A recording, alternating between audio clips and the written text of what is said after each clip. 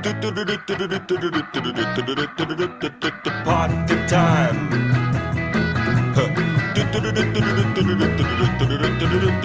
Party time.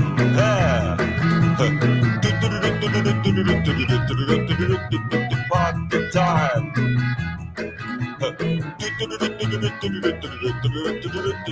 Party time. Drink your drinks and eat your eats. It's party time.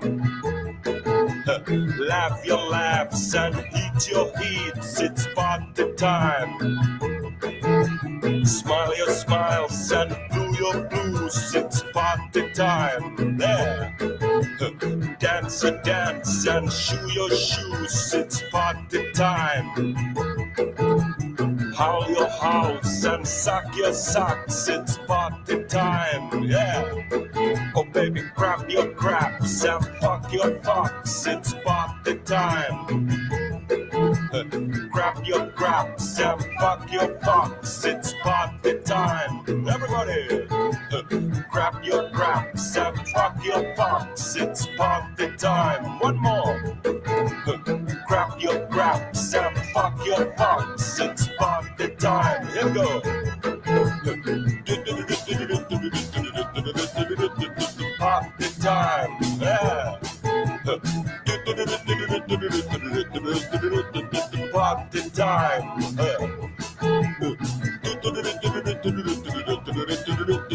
Party time. Yeah. Party time. Party time. Party time. Party time. Party time. Party time. Party time. Party time. Hey. Party time. Yeah.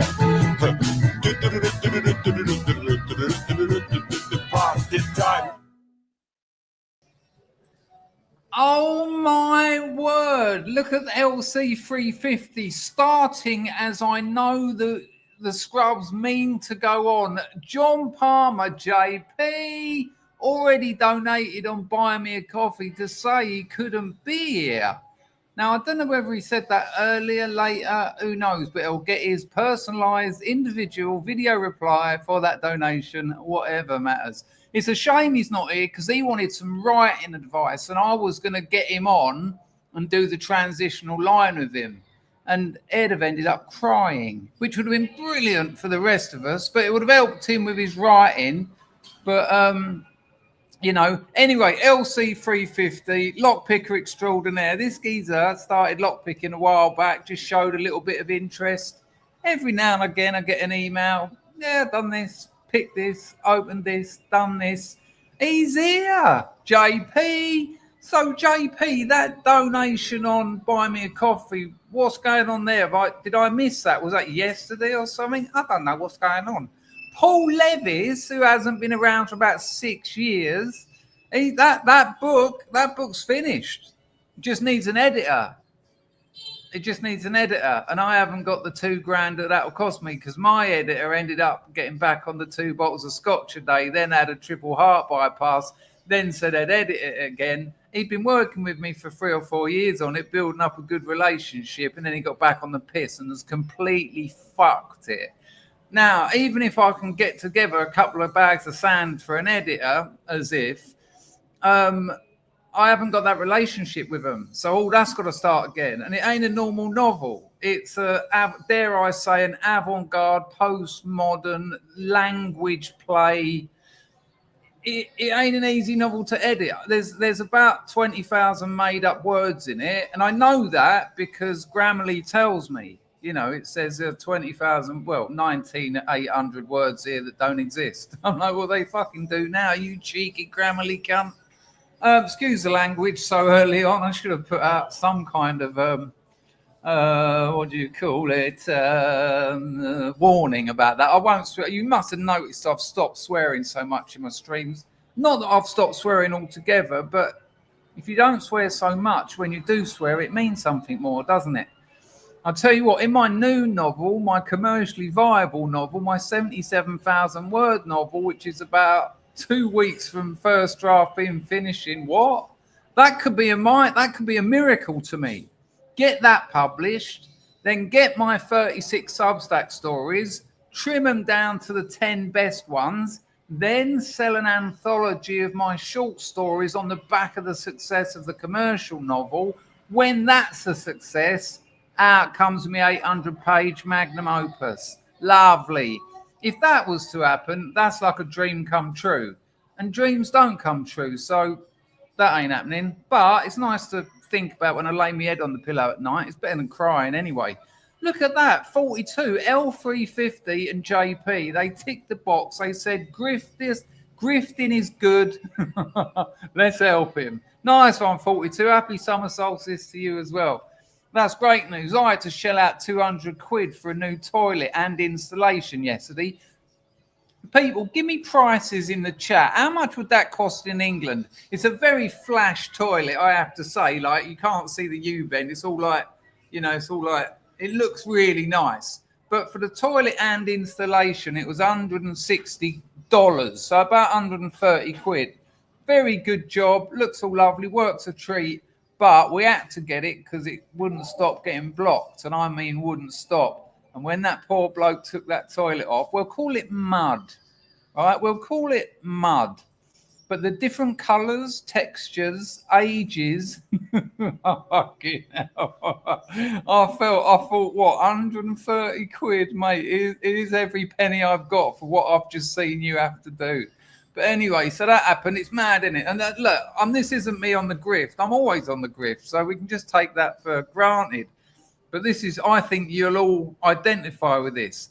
So you start saving a bit of money. You say to the missus, look, can we just, stop buying the expensive brands of cereal and just get the cheap stuff? No one cares. Let's not go out eating so much. All those little fivers and tenors, it might not be a lot, but at the end of the month, that's 100 quid. That's 150 quid. Yeah, she agrees. She does it. I do it.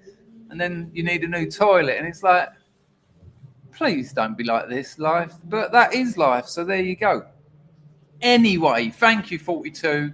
Thank you, LC350. I think someone just joined the firm as well. No way has John Fuse just dropped a score on the door. I imagine it would be your pleasure to have me grace your wall. He's going on the wall. He's put the 20 quid in. If you don't know, people, it's the grift of the century. Me and the missus are building a house in the province. Well, we've started again. Finances might make that a slow project, but there is the Scrubs wall as it stands. For 20 notes, you get your name engraved in a brick or whatever it's made out of, mud, bamboo. Can you hear all that? Can you hear all that from outside, people on the old karaoke? If that noise outside is ruining the stream, let me know and I'll shut the doors. John Fused, I'm writing your box and I'm putting your name in it. John Fused. Now, this won't be the actual order. The only actual order here is Dotty. Dotty is Vart. Anyone in the Vart? Let me know in the chat if you heard the Vart. I still want the prices for your toilets. The only person who's actually got a place is Dotty, who's being sandwiched between Anglo. Oh, and I can't remember who the other one was. Dotty, who was the other person you wanted a sandwich? It was Anglo one side. Oh no, Jack, wasn't it? It was Jack. You wanted Jack from Rags and Jack, an Anglo sandwich. So there you go, people. Nice one, John Fuse. And thank you to everyone who's donated. I think someone joined the firm as well. We can't let that go. Thank you, John. Much appreciated. John Palmer has also dropped a £5 into Entropy, and he says that wasn't in on Buy Me a Coffee. It says John Palmer bought a future. Look, I'll show you. Hang on. Got to be careful floating the camera around my house. My missus walking around half naked. She's been on the piss all day. She's doing her best to pretend she's not drunk. It's hilarious. Yeah, so look, there's my Buy Me a Coffee page. And there you go. There you go. You see all the, let me just do this right. There's all the little video replies that everyone gets. Lovely. There's loads of them. Yeah. But look at this. Look. John Palmer brought a future. Sunday fun day. Gotta go sort some things at my dad's. See you laters. I mean, that sounds like you all over, John. Or maybe it was, maybe that's a while back and their software's not working. Anyway, hoit to you, John Fused. Hoit to everyone who's just donated. I tell you what, that makes a lot of difference. You get a better stream. I'm over the moon already. Hang on, someone joined the firm. It was Willie's Desert Hangout on the firm, the most exclusive membership of any stream everywhere. And I'll tell you why, because you don't even know what the perks are. They're like the zen of perks. You know, what's the sound of one hand clapping? Well, I can tell you actually, it's this. But joking aside, I am going to sort something out. I was going to do a Discord server, but I thought a Discord server was a voice community. Turns out it's just writing. And I don't want to do that because we've got the Scrubs Lifeboat, which Lars has spent a lot of time and effort on. Why divide that? I'm going to find out if there's somewhere we can all meet up and have a chat, like verbal chat, not at any sort of set times, but like when I've got half hour to spare or something, I'll just set it live. All the members will be notified, and we can have a bit of banter. That'll be all right, wouldn't it? So nice one for joining the firm, Willie's Dessert. Is it dessert or desert? It is desert. Right. You might be thinking something's weird, something's missing, something's strange, something's odd, something's not adding up. 2 and 2 equaling 3. Watch this though. Bosh. There he is. There he is. The Picard. Hello. How are you, son? I'm all right. I'm all good. I mean, how many streams have we done together now? 100?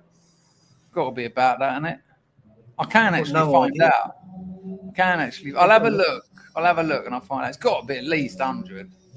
And by the way, people, I keep an eye on Entropy and I keep an eye on Buy Me a Coffee. So if you do donate during the stream, you will be glorified. You will be amplified. You will be adored live. But if you want it on the screen, you can just use the super chat, which is at the bottom of YouTube. Anyway, grifting over. He's gone.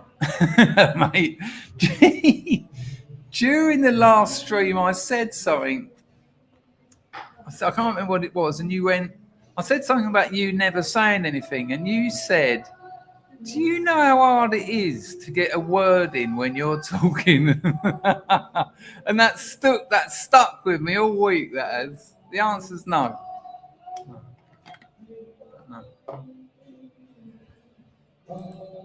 Hang on, it looks like I've missed a few actually over on the old. I don't know what's going on over there. Right, let me have a look about the old. I want to have a look in the chat about the toilet situation. And you got a bargain. Yeah. Oh, a nice, neat, new, fully covered, built-in toilet. Hang on. Come on. Kyung Chung photo to my toilet, bang bang. But I've gone. I'll get the missus. Yeah, I was showing off, wasn't I? That was good, wasn't it? I'll get a photo of the new toilet. I mean, the toilet ain't a lovely little room. We pay about $120 a month for this place, and it's in the city centre. So, but the new toilet, if you think that's a bargain, then when you see the new toilet, it's like one of those. I've never had a toilet this flash in any of my houses, not even in Soho. Well, I was charging $250 to fit a toilet, a sink, and a bath 15, 20 years ago. No, man. That's just to fit them, not buy them. It was 100 and, I think if I'm right, if you translate it to English, it was about 130 to take the old toilet off, sort out all the mud, clean up the place. Oh no, I need it from the side so can see nice. I think it was about 130 and installed a new toilet. And we didn't have a flush before. We used to have to like little. Here you go. It's one of those. Yeah. We didn't have a flush before. Thank you, love. Machano Kapushinata Tatu. Huh? She looks at the screen. She doesn't quite know how it all works. It's quite funny actually. She's intrigued. She's a bit pissed. Come here, drunk. And she's had a shower, so she's now like trying to make sure her hair don't look like she's had it washed. Go on, say a quick hello. Hello, people. Hello, guys. So do your YouTube thing. Hello, guys. No, go on, do your YouTube thing. Come back my channel. Go on, go away. You can't do it today. Welcome to me. I've gone chewy knyong. See me. Pardon? People see me. Yeah, they see you, yeah. Darling, I've got to talk to them, really. How many? 50, unfortunately. But a lovely 50 at that. Roast Modern is interesting. Right, so you reckon that's a good deal, do you, Packer? Yeah, I'd say so, yeah. I certainly don't think you were ripped off. Honey Monster will edit my book for 33. Paul Levis, ChatGPT. ChatGPT can't edit it. I've been using ChatGPT to edit my new novel, just continuity and punctuation because it's very commercial. But in my Magnus Opus, it thinks everything's wrong because it is. It's a fucking mess, but intentionally. And what it will do, no, can't. I need a relationship with someone. It's a pain in the ass, man. It really is.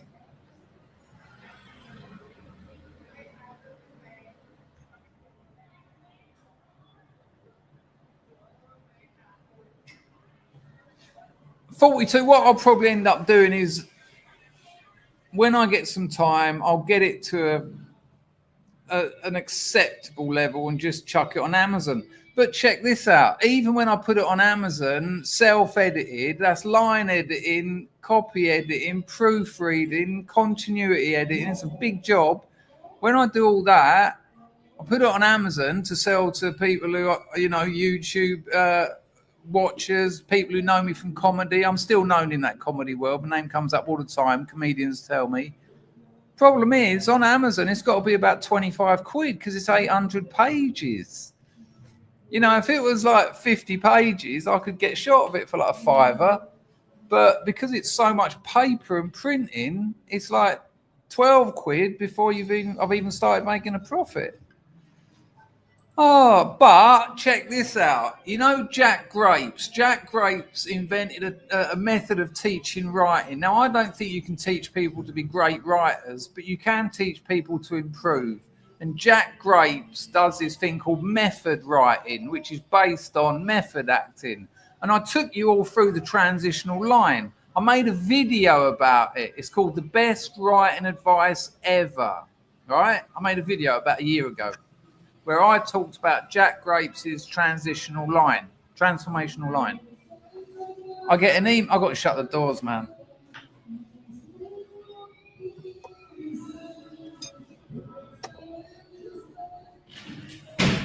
Fucking hell, they love their karaoke. Yeah, my girlfriend laughing. They love their karaoke out here. They don't mind ruining everyone's night. It's blaringly loud. I think my mic edits it out, but my ears don't. Can't bloody concentrate on my own bloody thoughts. Right. So I made a video about it. I called it The Best Focus, and I called it The Best Writing Advice Ever. Now, when you're a failed writer, which I am, my first novel sold 9,000 copies. The first thing I ever sent away got published. Will Self said he seeks to emulate me. I've got my SUBSTACK's got about 2,500 subscribers. But you feed your literary self on these little crumbs. You have to, just to keep going. But I got another literary crumb on my email. I got an email the other day from the Jack Grapes Foundation saying they're building a website which is all about Jack Grapes' method writing and all that. They're going to do an Instagram, a Facebook, YouTube, Instagram, Facebook, and X, maybe, or another one. They said, can we use your video? Yeah, man, my breakdown of his main teaching. Can we use your video? What am I going to say? No. They said, we'll credit you wherever we use it. I said, as long as you link to my Substack, you can do what you want with it. Go on, go on. But I tell you, as a failed writer, that doesn't mean I don't write great writing. I do. And again, if you're any creative, if you don't think what you're doing is great, stop doing it. Even if you failed commercially, just stop, because you're not very good. I think I'm excellent.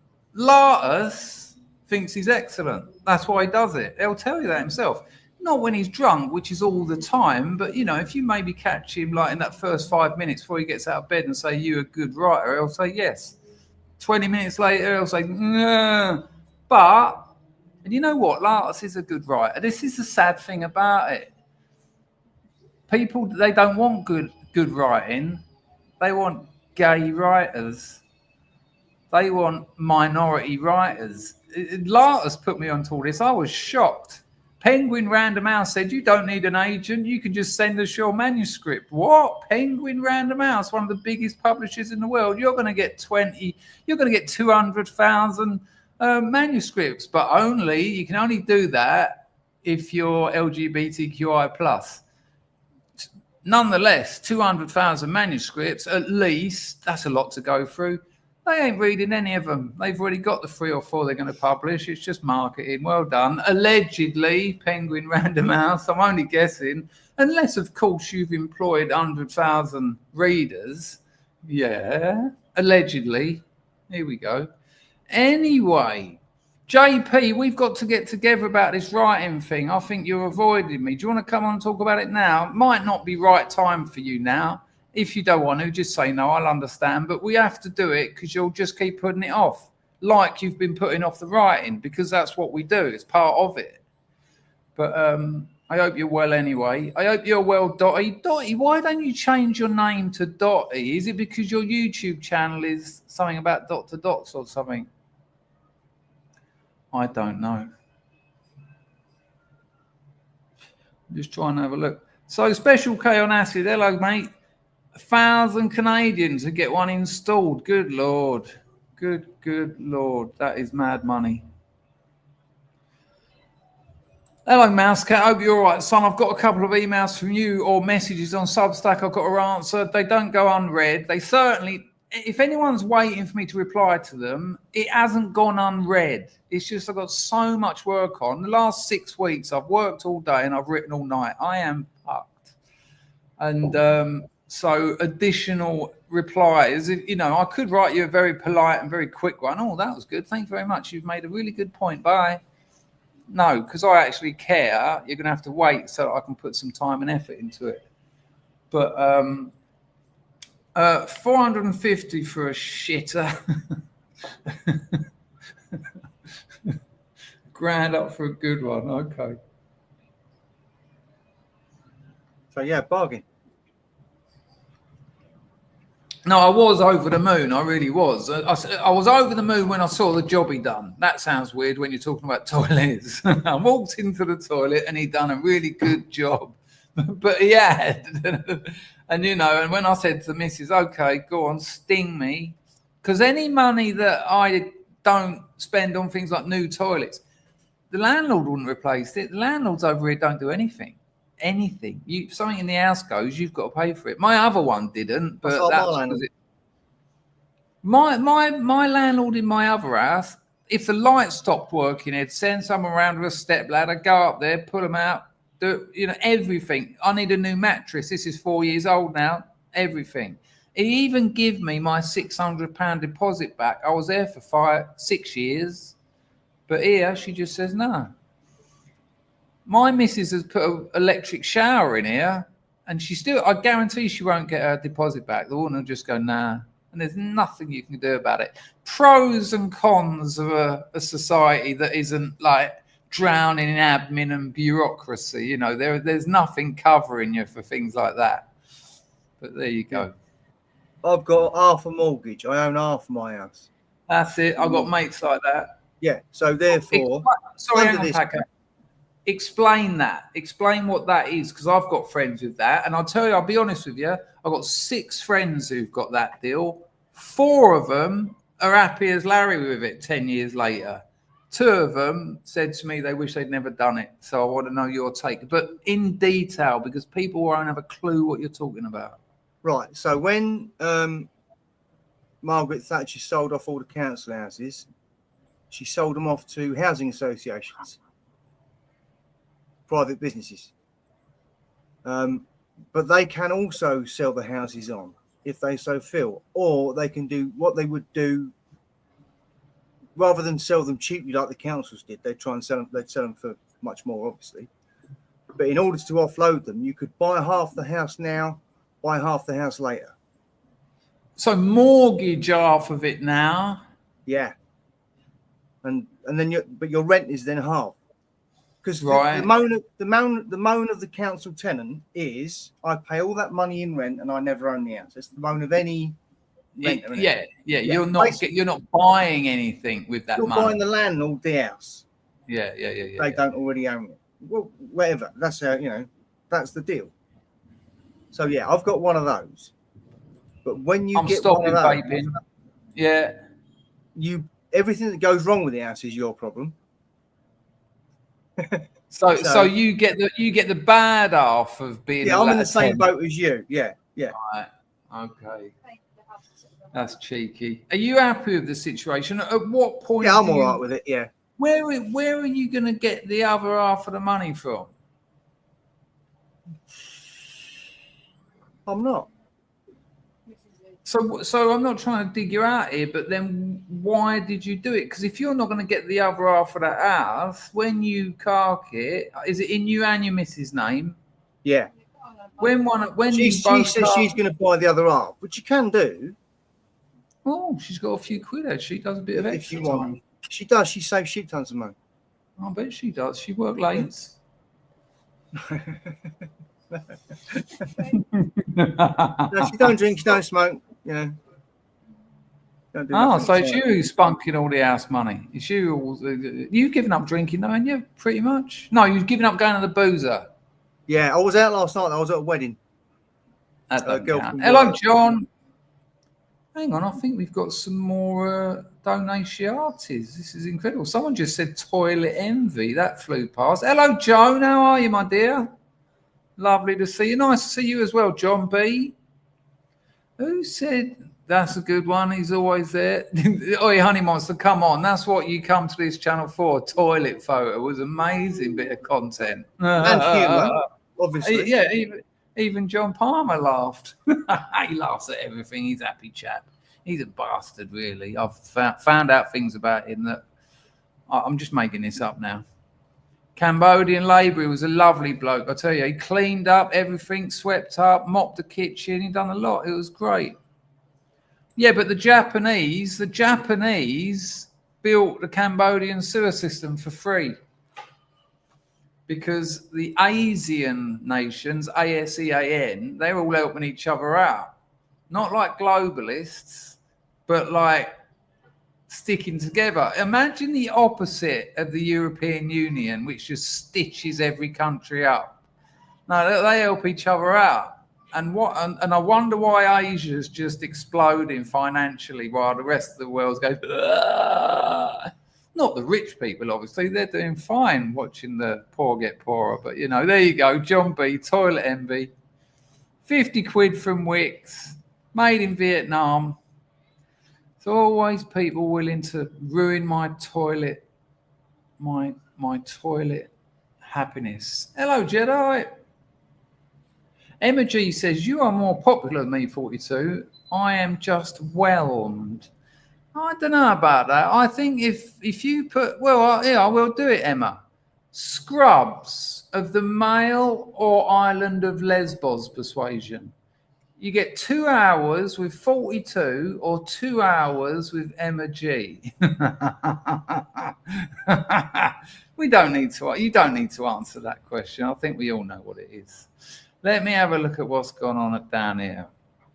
Mr. Gold, I wanted to ask you a question. Thanks for the Lady Godiva.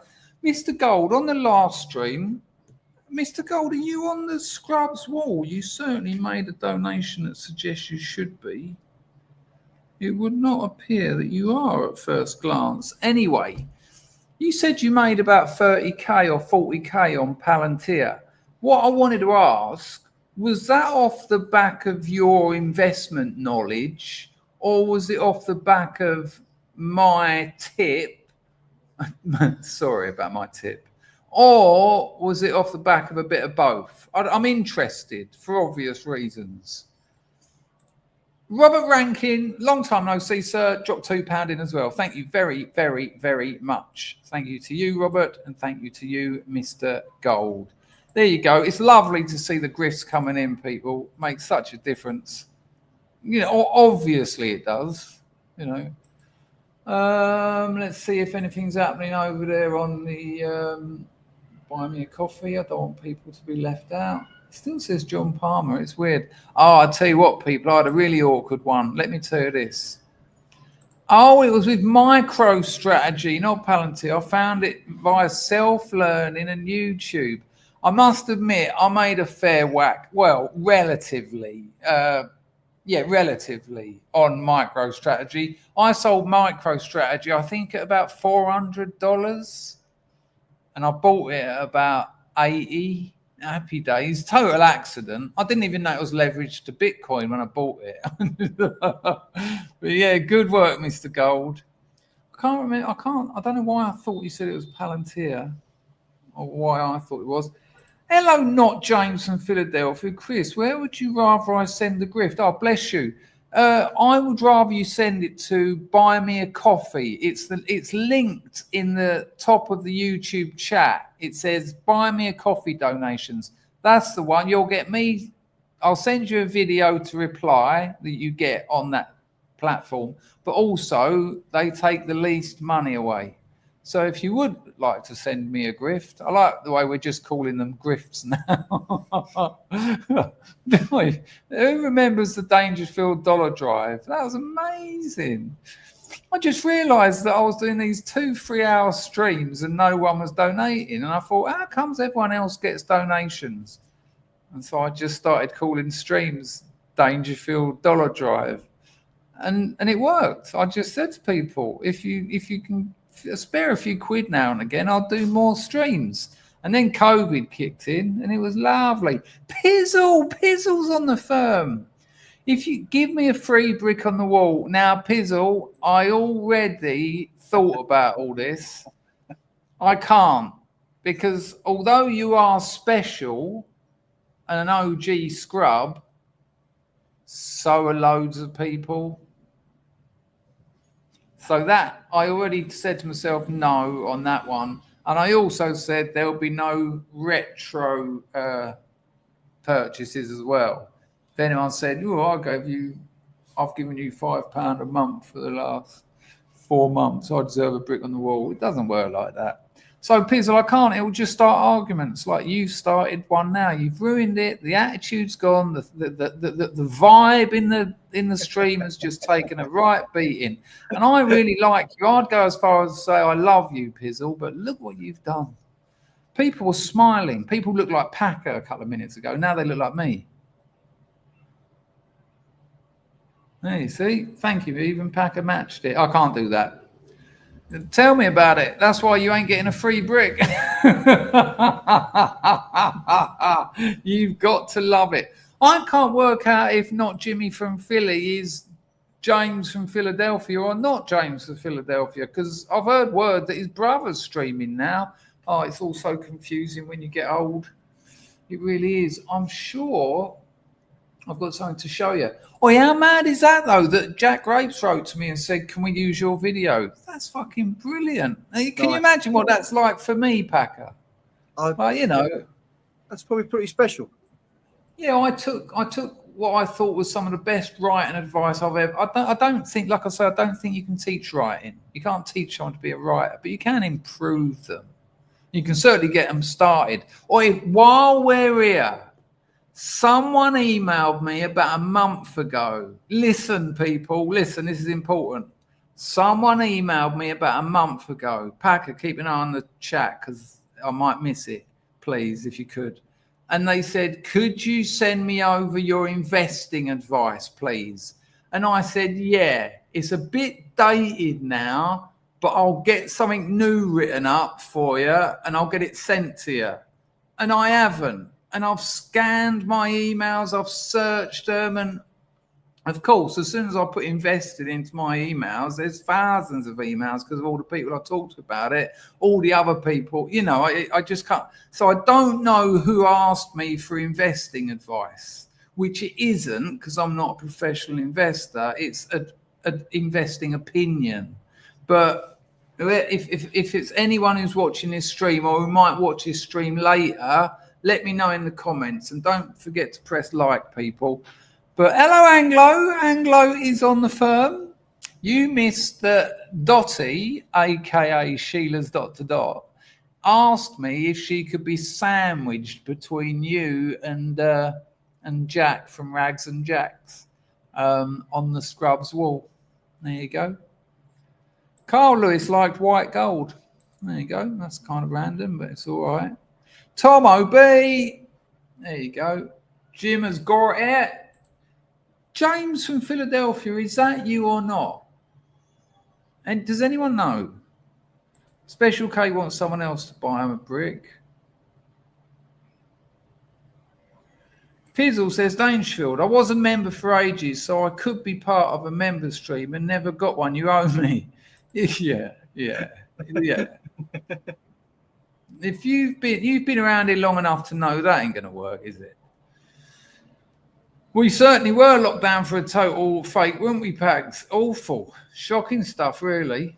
She certainly is, Anglo. It was really awkward as well because she sent me a Lady Godiva over on buying me a coffee, and she said, oh, can you put me between Anglo and Jack?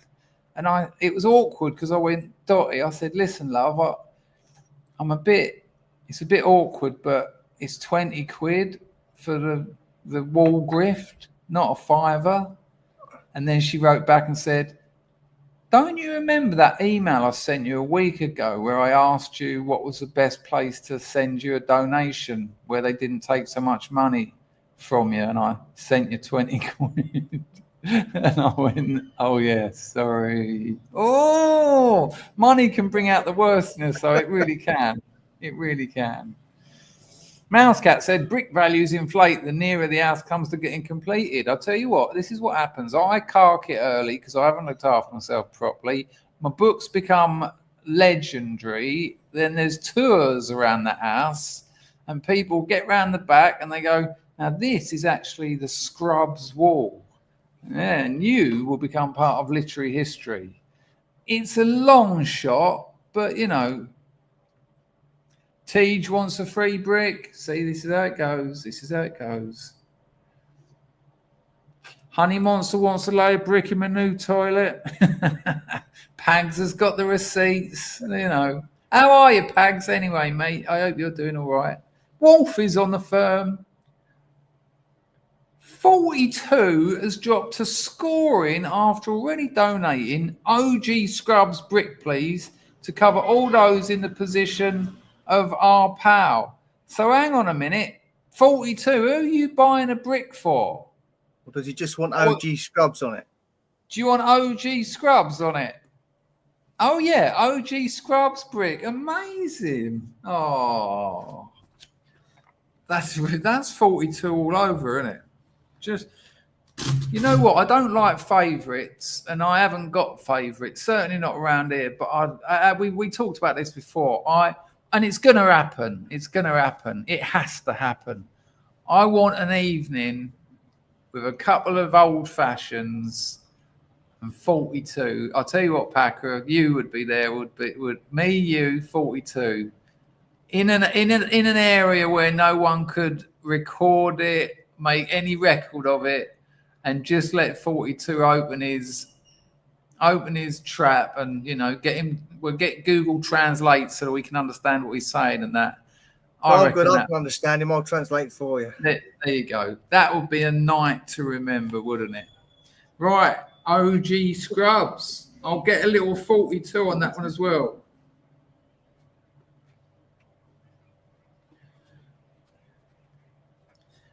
It's amazing that who sits there and thinks of that. I'm gonna buy a brick for all the OG Scrubs who ain't got the filthy lucre. Nice one, 42. Really, really kind. Robert says, if not drinking tonight, you'd have got a fiver. It's all right. What I don't like is when people say, I'm sorry, I can't donate. I'd really love to. It is a free show. James from Philadelphia Wiped has donated over on Buy Me a Coffee, or Buy Me a Future, as I changed it to. James, later I get a 30-second video. So after the stream, you'll get that. You'll probably get notified via email. It's only 30 seconds though, but I'll try and do something worth watching for you. Nice one, James. Hoyt to you. Hope you're doing well. Ugly Truth. Good evening, everyone. Good to see you. Where am I here? Yeah, he's different level, isn't he? Hello, Rollo. How are you, son? Historical doppelganger? Yeah, likewise, actually, Anglo. Old Dottie, less of the old, she turned up here out of the blue, and like within about 3 weeks, she was everyone's best friend. That's great work. That's someone with an open heart and an open mind.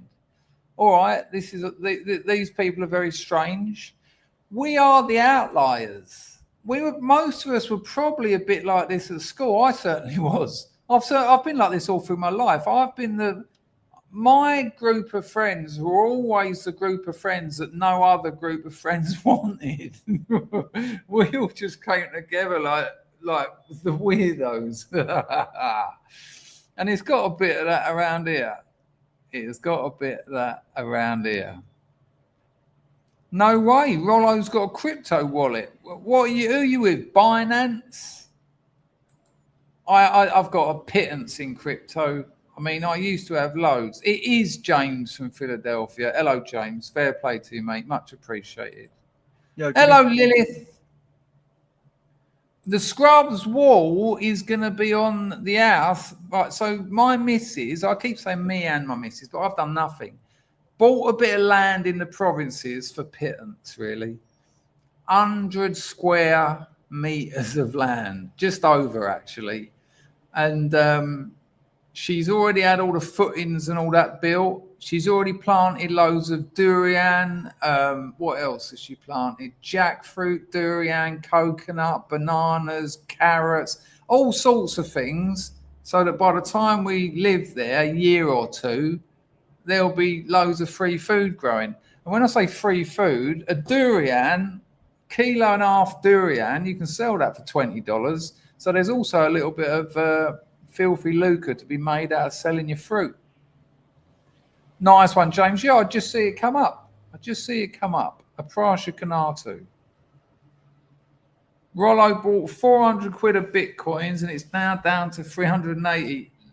Rollo, unless you're a trader, which I'm assuming you're not sitting there looking at charts all day and looking at global strategies, just forget about it. Just forget about it. And in 10 years, you'll have about 5 grand.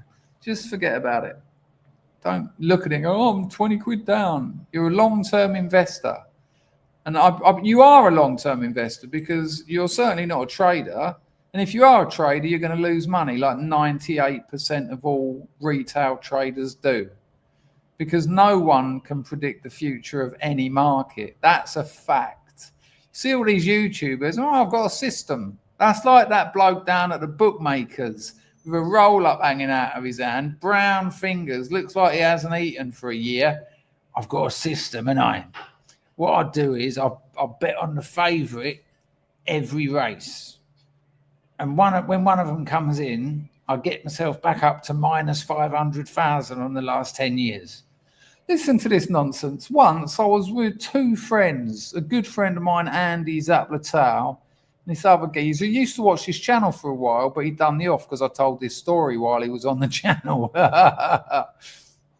He said to me and some of you will know this system because it goes around quite a lot. Let me know in the chat if you've heard of this system before. So the system is you go to a casino with a bag full of money. You get your chips. You go to the roulette table, which is the biggest con in the casino's a con anyway. At least with something like Pontoon, you can card count, or there's a slight edge on the gambler. You go up to the roulette table and you put £1,000 on red.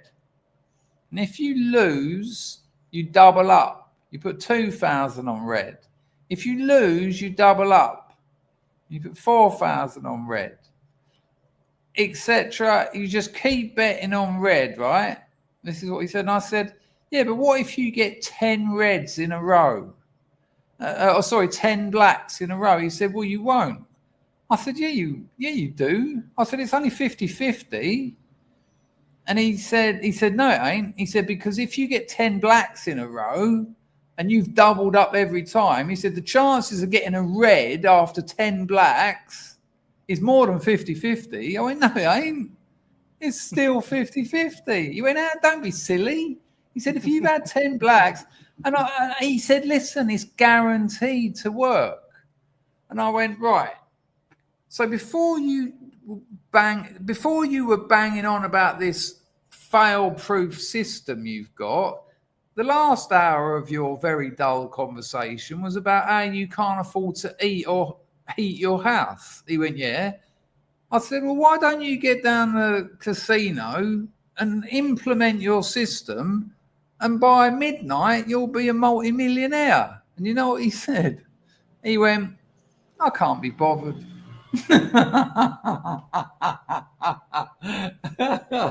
Let me know in the chat if it's quite a common sort of probability misunderstanding thing. Yeah, I know a bloke who had a similar sort of thing, but with horses. Bizarre. Hang on a minute. Can I buy 6 bricks? I'll give you a discount. So 6 bricks would be 120. Oh, 6 bricks for £100. Yeah, you can do that if you want. There you are. What do you reckon on that discount, Packer? Too much or? Yeah, no, it's good. Yeah. Yeah, there you go, Mr. Gold. You can do that if you want.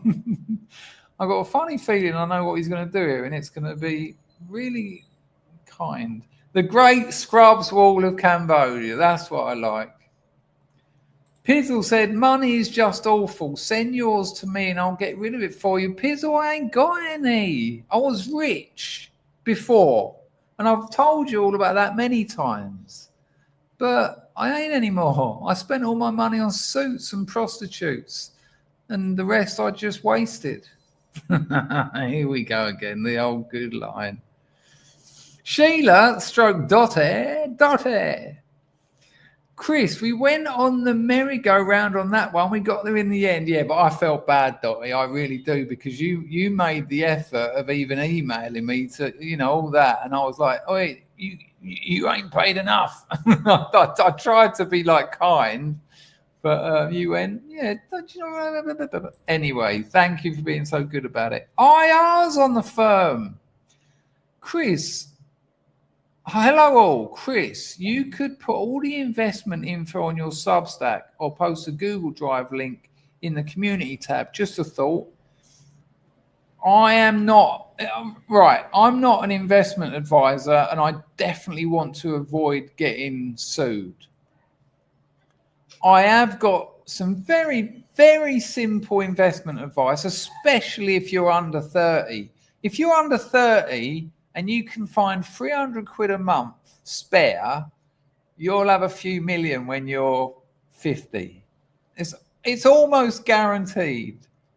And that's based on historical charts. Because it's all about time in the market, not timing it as in buy now, sell later. just having time in the market. The markets go up. They always have. Yeah, they go down occasionally, but they go down in an upwards direction. So that's not a bad idea, IR. What I might do is put something together and, like you say, put somewhere where people can just go to it, like a web page or a Google Drive link or something like that. And then if anyone ever asks me, I can just give them the link to the Google Drive link. Good call, IR. That's a good idea. Save me a lot of hassle and save me forgetting. The bloke who asked me is obviously not here, or he'd have asked me.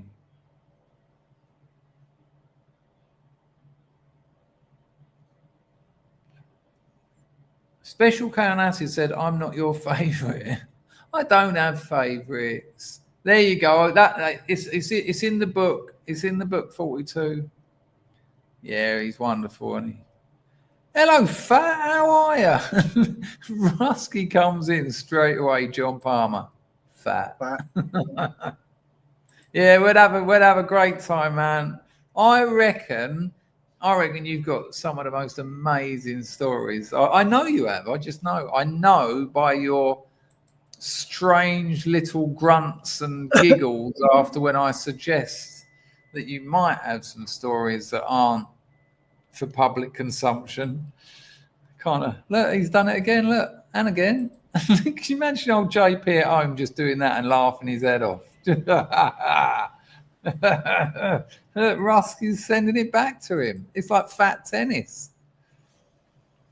42 FT for the main man. Yeah, I think that's fair enough. He's put an OG Scrubs communal brick, which is very lovely. Damn, I love the channel. Scrubs are excellent.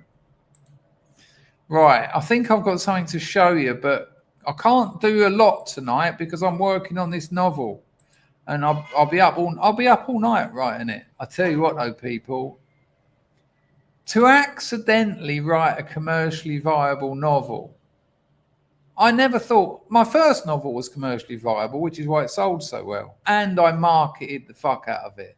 I really did. I had me and all the lads in the squat make a load of cocaine raps, about 7,000 of them.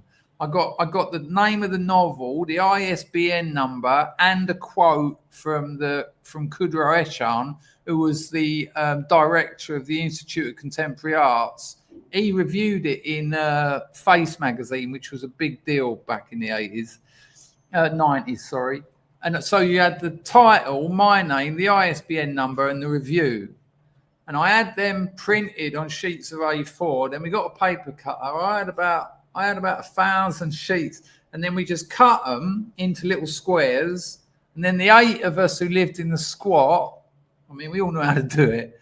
We folded them into little cocaine bindles. You know, the little squares where wrap will do. Yeah, well, they're called bindles, aren't they? But wrap, weirdly, originally, but wrap will do. So we all sat there one day. We were getting blisters. You'll be surprised how many folding paper it doesn't take. And then we all went off around central London, just chucking a couple in the odd toilet here, leaving a couple in the street. And you'd see people. They wouldn't last long. You'd see a geezer walk past it, and you recognise the sort of folding. And then they'd sort of just stand there, like, turn round, go down to do his shoelace up, pick it up in his pocket, and fuck off. He gets home, opens it up. I wonder, half a gram or something. That's a fucking advert for a novel. And because the novel mentioned narcotics, like the way the psychology of the marketing is, fair play, you got me. Fair play. I picked this up off the floor from a fucking toilet. Yeah. And you got me. And it sold. Another thing we done, and a scrub actually sent it to me. We've still got it. Let me find it. I got about, I don't know, maybe 5,000 of these postcards made. And it said on the front, "Dear God, get me 1, 2 ounces of speed. No, 1, 10 grams of speed. 2, ½ ounce of skunk. 3, some sexy women, or you're dead." And then on the back, it had the full review. You could say, it said you could get it in Waterstones and Borders, name of the book and all that. And we went to the ends of all the tube lines, and every time a train pulled in and the doors open, we ran in, and I had the postcard made so they fitted exactly into those adverts that are just where you look when you're sitting in the tube. You could push it in the top, bend it a bit, and it fitted in the bottom. And we'd put about 20 in that carriage and then run out and the doors would shut. So that tube then goes all the way through London. Next one would pull in, we'd do it again. Next one would pull in, we'd do it again. Then we'd go to the end of the Northern line. Then we'd go to the end of the Circle line. Then we'd go to the end of like the Piccadilly line. So, you know, we marketed the fuck out of that book. I got one of those little stamps, and I put the name of the novel, my name, and the ISBN number. And I went to all the underground stations in London, and you know all those little adverts, they didn't used to have plastic over them. They were just like, you know, and there'd be the same advert all the way down the escalator. Well, I'd just go down the escalator going, just stamping it on every single one. It was about that big, this advert. Never got in any trouble, never got caught or anything. And it's like I say, a scrub said to me, are you the Chris Dangerfield? Well, he wasn't a scrub, he was a viewer of the channel years ago.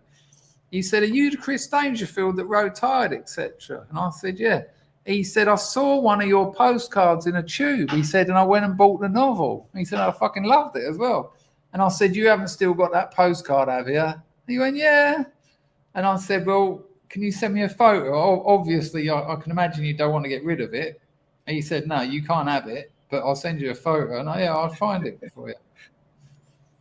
Fucking lovely, huh? Nearly 9,000 copies that book sold. Not bad for 23 years old. Took 2 weeks to write. And how long after he picked that card up did he find out it was you and tell you about it? About 20 years. Here it is. Can you read that? Dear God, get me 2 ounces of skunk, ½ ounce of speed, porno times lots, some other things, £50 a week, or you're dead. And we put them absolutely everywhere. Yeah, and this is the thing he put on Twitter. I'll read it. Found this postcard on the tube 20 years ago, advertising Tired, etc. by C.S. Danger. Found it again this morning. I lent the book to a friend 20 years ago and never got it back. Listen, people, never lend anyone a book unless you don't want to see it again. No one ever gives books back. It's never happened to me. Well, I've given plenty of people books, but I don't expect to see them again. I'm giving you this book, which is a nice thing to do. But man, that was amazing to see that again. It would have been lovely. Look at me, classic Hume wanting more. I'd love to see one of those old cocaine bindles as well. Come on, that's enough, isn't it? But yeah, the marketing. There you go. Lilith's friends are weirdos too. Yeah, there you go. Dot has always been a misfit. A missy misfit, no less. Oh, come on, Mr. Gold. My missus bought a load tonight. It's lovely. Mr. Gold, let me try this. I didn't like it. When people say it smells of shit, it doesn't.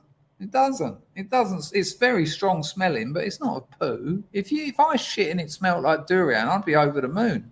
I could shit myself all day and it just wouldn't matter. People would go, oh, you're a bit fruity. I go, yeah, I've got poo in my pants. But I didn't like it. But all the Cambodians just, you know, when they ate it, it was like they were in heaven. So I just sort of tried. And now my missus buys about 3 or 4 kilos a week of the stuff. Pizzle says, Dangerfield's bird is more than just a hot set of tits. I'll tell you what, Pizzle, it's funny you say that. Because she had her appendix, I've got to encrypt this a bit. Because she had her appendix out, she hasn't been able to go to the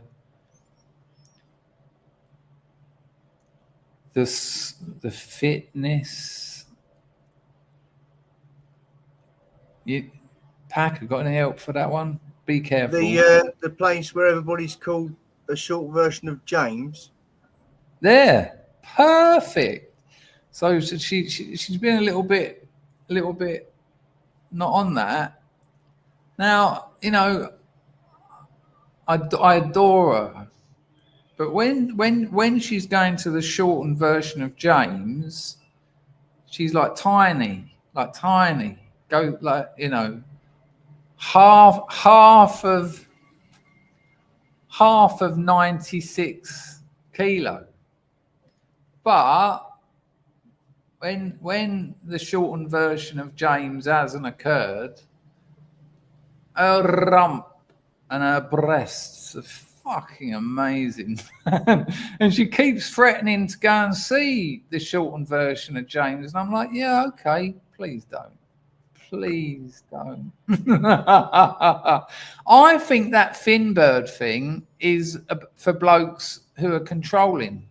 They like to show other men that they control their woman, that her eating, getting to the shorter version of James every morning before work. Look what I make her do. You know, it's not a look for me. It's not a look for me. It was when I was younger because I bought into that sort of, you know, even when you look at like your classics like Kathy Lloyd, even Sam Fox, Maria Whittaker, they weren't those stick fin birds. Kathy Lloyd features in my novel, and I had to look at some old 1986 images of her. It was kind of ironic that the reason I had to look at the images was because I needed to remember what it was like for the 14-year-old version of me to look at the images, and the same thing happened. I was like, I need some relief and I need it quick. Otherwise, those images are weighing heavy down on me for the rest of the day. What was that girl that was on Big Brother? Dark-haired girl. I don't know. I only saw the first ever series. I can't remember. I was a particular fan of her, and she weren't stick thin. Anglo says, Dangerfield, Tim Davis is smashing it. He certainly is. Will he come back here to us? Yeah, Tim will come on this channel. I'm good friends with him. I think he'll get banned soon, though. I think he'll get banned soon. Tim wasn't around in the early days, was he, when we all went through all that, and your Mark Colette's and your Iconoclasts and all that. You get to a certain size, people start seeing you getting a bit of influence, and then it's all over. And I've said to him, but, you know, you have to find your own ways in these things, which is why I don't talk about a lot of that stuff. I like the stream too much, and it would go. It would go. But yeah, I'm sure I could get Tim on. I'll ask him. We did have a little bit of a falling out. I asked him, it's quite fun actually, when he had about 30,000 subs, I said, do you want to do some marketing for my business? And he said, yeah, I'll help you. I said, and I'll give you 10% of the profits of anyone who clicks your link and buys the product. And he done it. Now, he's a fucking jet pilot. He's not a salesman. And it was a little bit tepid. So I wrote back to him and I said, look, it's good, but you can see him keep looking to the side, reading the words, right? So have you ever thought about picking locks for fun? The new Dangerfield beginners set. So I said, maybe do it again, but like, you know, with a bit of, have you ever? And he went, listen, I'm a military person. I need to be told exactly what to do. And if I'm not, I don't. And I was like, okay. And it was a bit weird. It wasn't like a falling out or anything, but it was a little bit. He was right. He was right, by the way. If you say to someone, this is the script, and they, he's not a marketer, he's not an advertising man, he's not an actor. He done a pretty good job bearing all that in mind. But when I said to him, yeah, come on, man, put a bit into it, he went, yeah, I think. Now, here's the funny thing, though. That was when he had 30,000 subscribers. I could still put that together. Now he's got like 200,000 or whatever it is, and have Tim Davis on my channel. I wouldn't do that to him, though, of course. But yeah, I'll say I wouldn't. You know. James from Philly says, this is my handle off of the phone. Ah, so you were previously on the channel on the phone. Lovely to have 82 people here. Absolutely lovely. Hello, Charlie. Charlie's got a lovely voice. It's not quite as nice as Emma Glass's, but no one's is going to be, is it? Because she's Queen Glass.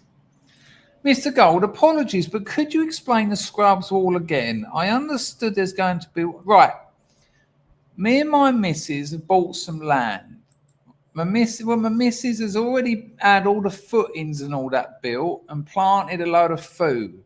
We're looking to move in 1 or 2 years, finances depending. Right. Somewhere on that house, I'm going to dedicate a space to the Scrubs wall. Now, it might be brick, it might be plaster. If it's plaster, I'll get a load of masking tape and I'll just spray a lot of red, take the masking tape off so there's a brick effect. I will do this. That won't take more than 10 minutes.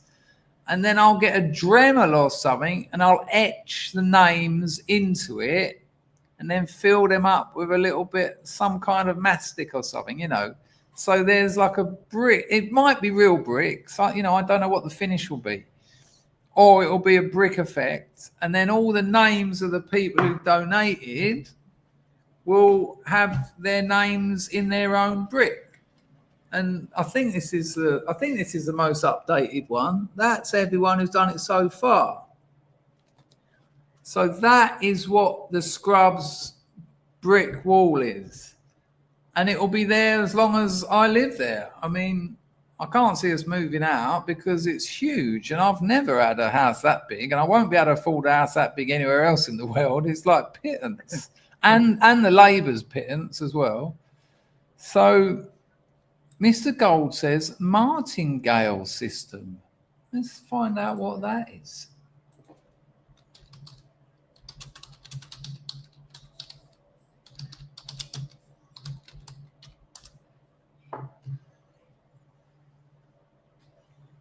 Oi, I tell you what, Mr. Gold, the geezer's name was Martin as well.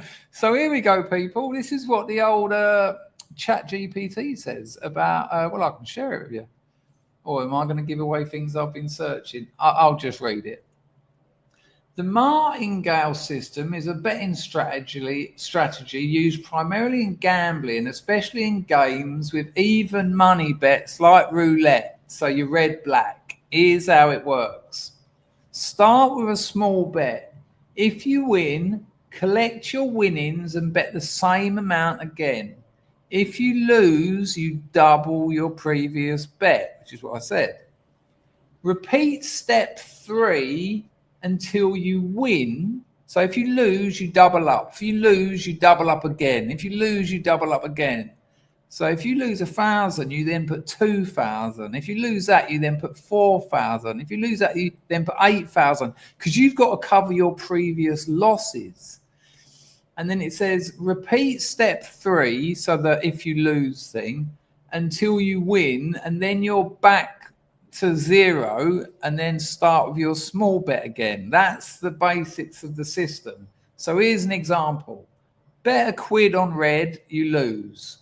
Bet £2 on red, you lose. And you're having to double up, obviously, to cover your previous loss. Bet £4 on red, you lose. Bet £8 on red, and you win.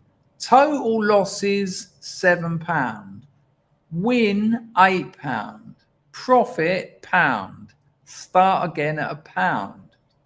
The logic, which is a very weird word to use in a system that has none.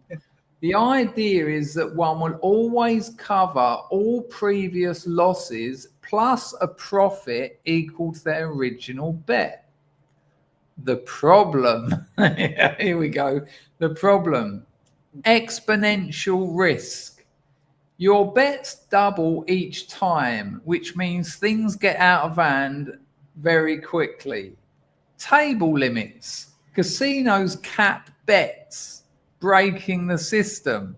So you're about to double up to 16 grand and they're like, nah, we've got a maximum of 5 grand on the red or black to stop you doing that. But also, and this is the kicker, you need infinite funds. to be assured that it will work, you need infinite funds, which famously, it says here, you don't have. Now, my GPT is a custom GPT. I've made it for me. When I turn it on, it says, "Good morning, Mush. Is it the day job or are we going to get working on this novel?"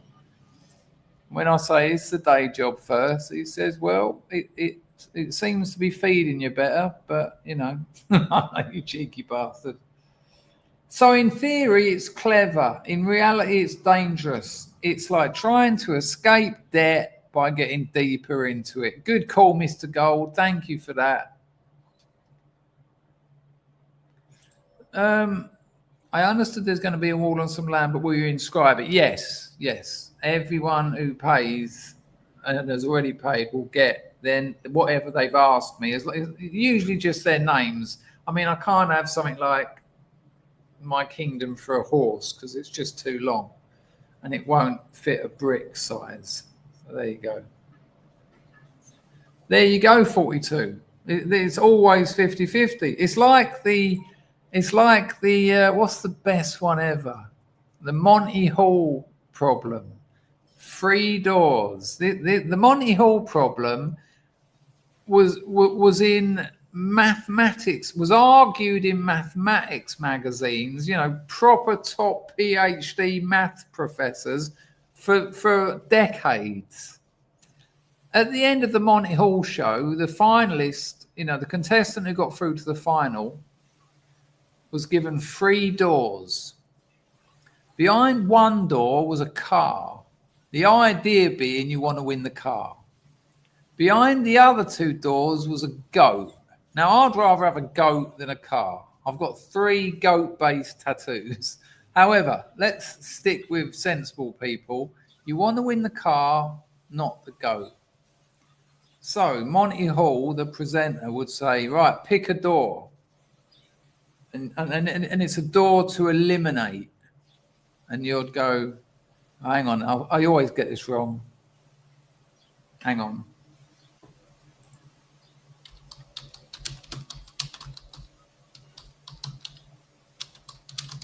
Selling it to keep it short.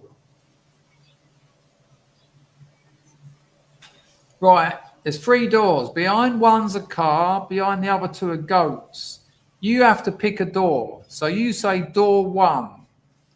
Monty Hall, the host, who knows what's behind the doors, he knows, right? This is important. He knows whether there's a goat or a car behind the doors. So you say door 1. He opens another door, say door 3, to reveal a goat. So you said door 1. You hope that behind door 1 is a car. Monty Hall opens door 3 and there's a goat, right? And then Monty Hall says to you, right, there's 2 doors left, 1 and 2, that we don't know what's behind. Do you want to stick with your original choice of number 1, or do you want to change to door 2?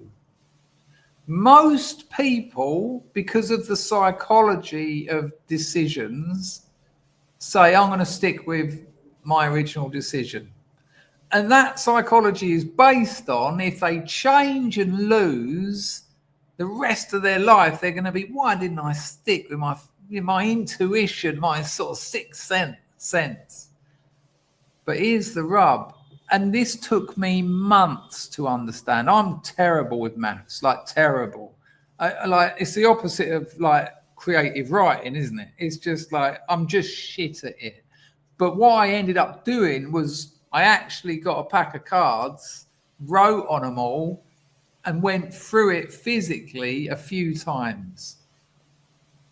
So then he says, do you want to switch? Most people say, no, I'll stick with my original, right?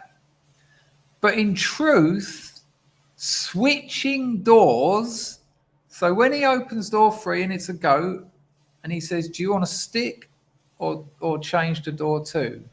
If you change doors, you get a two out of 3 chance of winning. Whereas if you stay with your first door, you get a 1 out of 3 chance of winning. So the odds go up considerably. 2 out of 3 compared to 1 out of 3. Now, when you explain this to people, everyone says, no, it's just still 50-50. Right. Still 50-50. You know, I had 2 doors and it's still 2 doors. But this was argued in magazine, like I say, this is pre-internet, but in like maths magazines for decades. Professors were saying all this and all this. Let me see if I can find a good explanation of it, because I'll tell you what, it's mind-blowing, but we need one where they demonstrate it.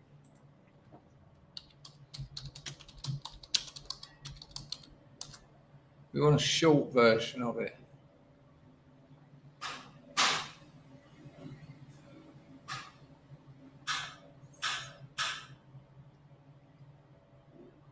I wonder what one of these would do it best. Let's see what this one says. I haven't seen this, so it might not explain it, but it will show you what I'm saying is right. Changing your decision ups your chance of winning by a considerable amount. Here we go. So, you've made it to the last round of a TV game show and have the chance to win a brand new car. It sits behind one of these 3 doors, but the other 2 have a sad little goat behind them. You make your choice, and the host decides to reveal where one of the goats is. He then offers you a chance to change your door. Do you do it? Does changing your choice even make a difference? The short answer is yes.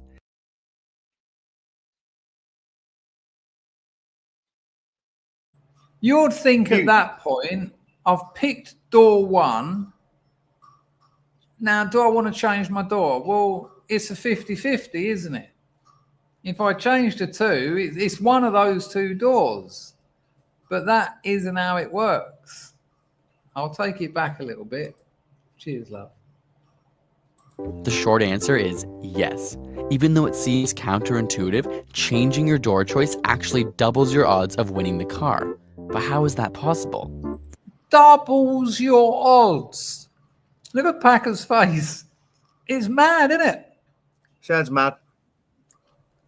Changing doubles your odds. Are there any maths geniuses in the chat who can just understand it?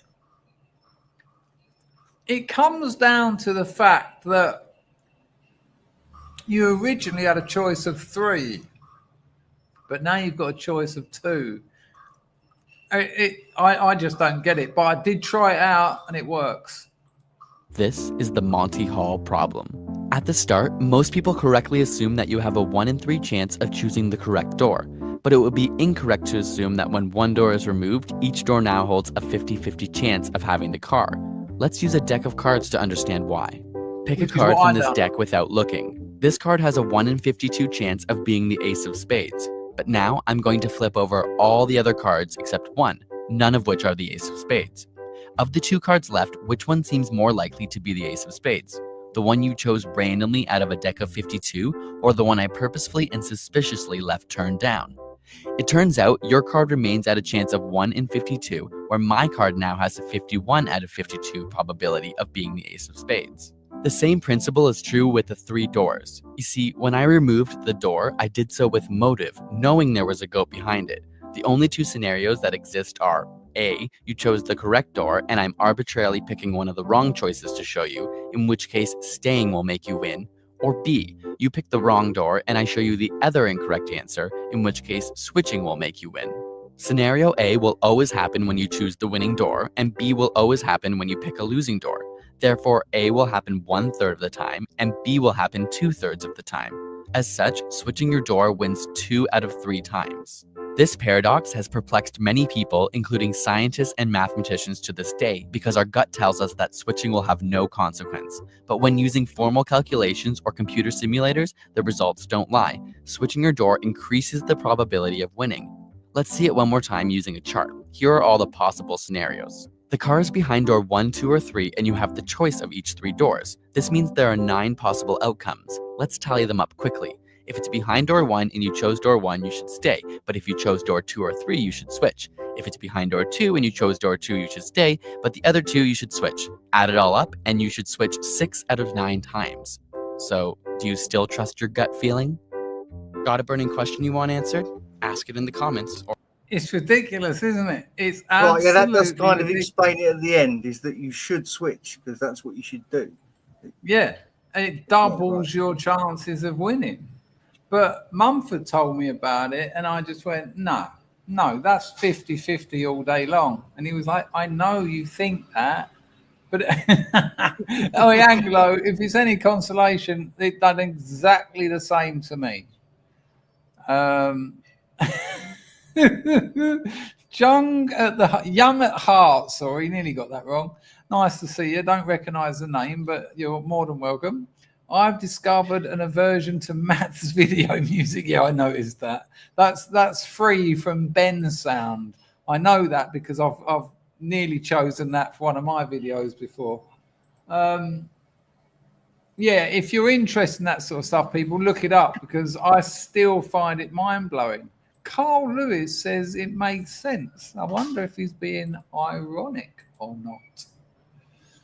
Let me check entropy and buy me a coffee. Don't want to have missed anyone there. We're clear. Hang on, Mr. Gold. Hang on, people. Something miraculous has happened. This is what Mr. Gold has said over on Buy Me a Coffee. It says Mr. Gold has bought 27 futures. Now, I don't know how much that is yet because there's that you can choose different amounts, but I'll add it all up. A huge and sincere thank you, Chris, for all the inspiration and humour he's provided us with over the years, bearing all to us, showing us real strength and leading by example. I wish you the best of luck with your writing and publishing endeavours. Bricks for the wall, please. 6 for 100, plus a little bit extra to cover the platform's commission. So Mr. Gold has just bought 6 bricks. Now, Mr. Gold, the next question, of course, is who are you going to give them to? And that's on you. You need to decide that. Thank you so much for that. And thank you for those very kind words. I'm going to put them on the screen because I didn't read it very well. But Mr. Gold, you need to decide who's getting them.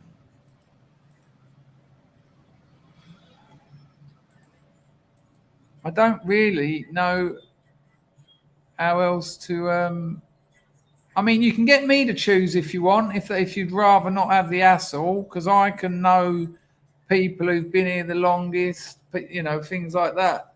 There you go, people. That's what he said. That's so kind of you, Mr. I nearly called you Dr. Gold then for some reason. Goldfinger. He's even chucked in a little extra bit so that I don't lose out on commission. Sheila bought me a coffee as well. Let me have a look. Sorry, Sheila, Dotter. Sheila, why haven't you changed your name to Dotter? So let's see what... Hello, Katov Kittler. Let's see what Mr. Gold has said. Hello, E for Elephant. Lockspaz is on the firm.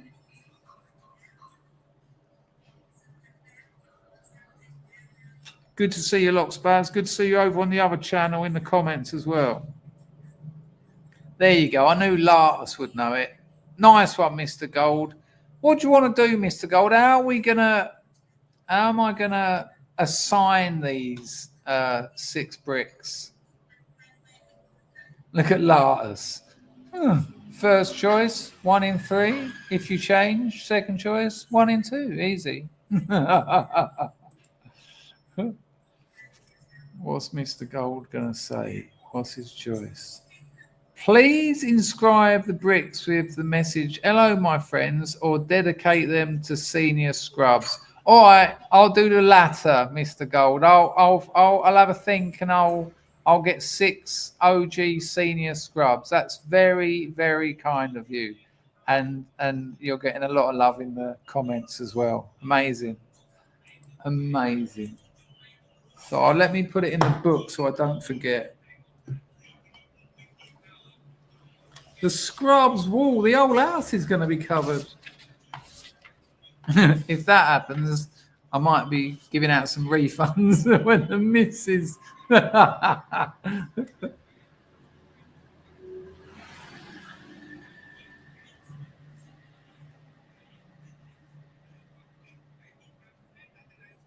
All right, Mr. Gold, I will allocate them to people who I know deserve it. And I just want to say now, if you're not one of those 6, that doesn't mean you're not deserving. It doesn't mean you haven't been around here a long time. I'll work this out as fairly as I can, but obviously some people are going to feel a bit left out. But, you know, this is a nice thing that's happened, so let's not start arguing. 42. Give him a drawing on the 6 bricks. No, I think giving it to Scrubs is better. Then it sticks with the idea of the Scrubs wall, doesn't it? That's incredible. Dottie.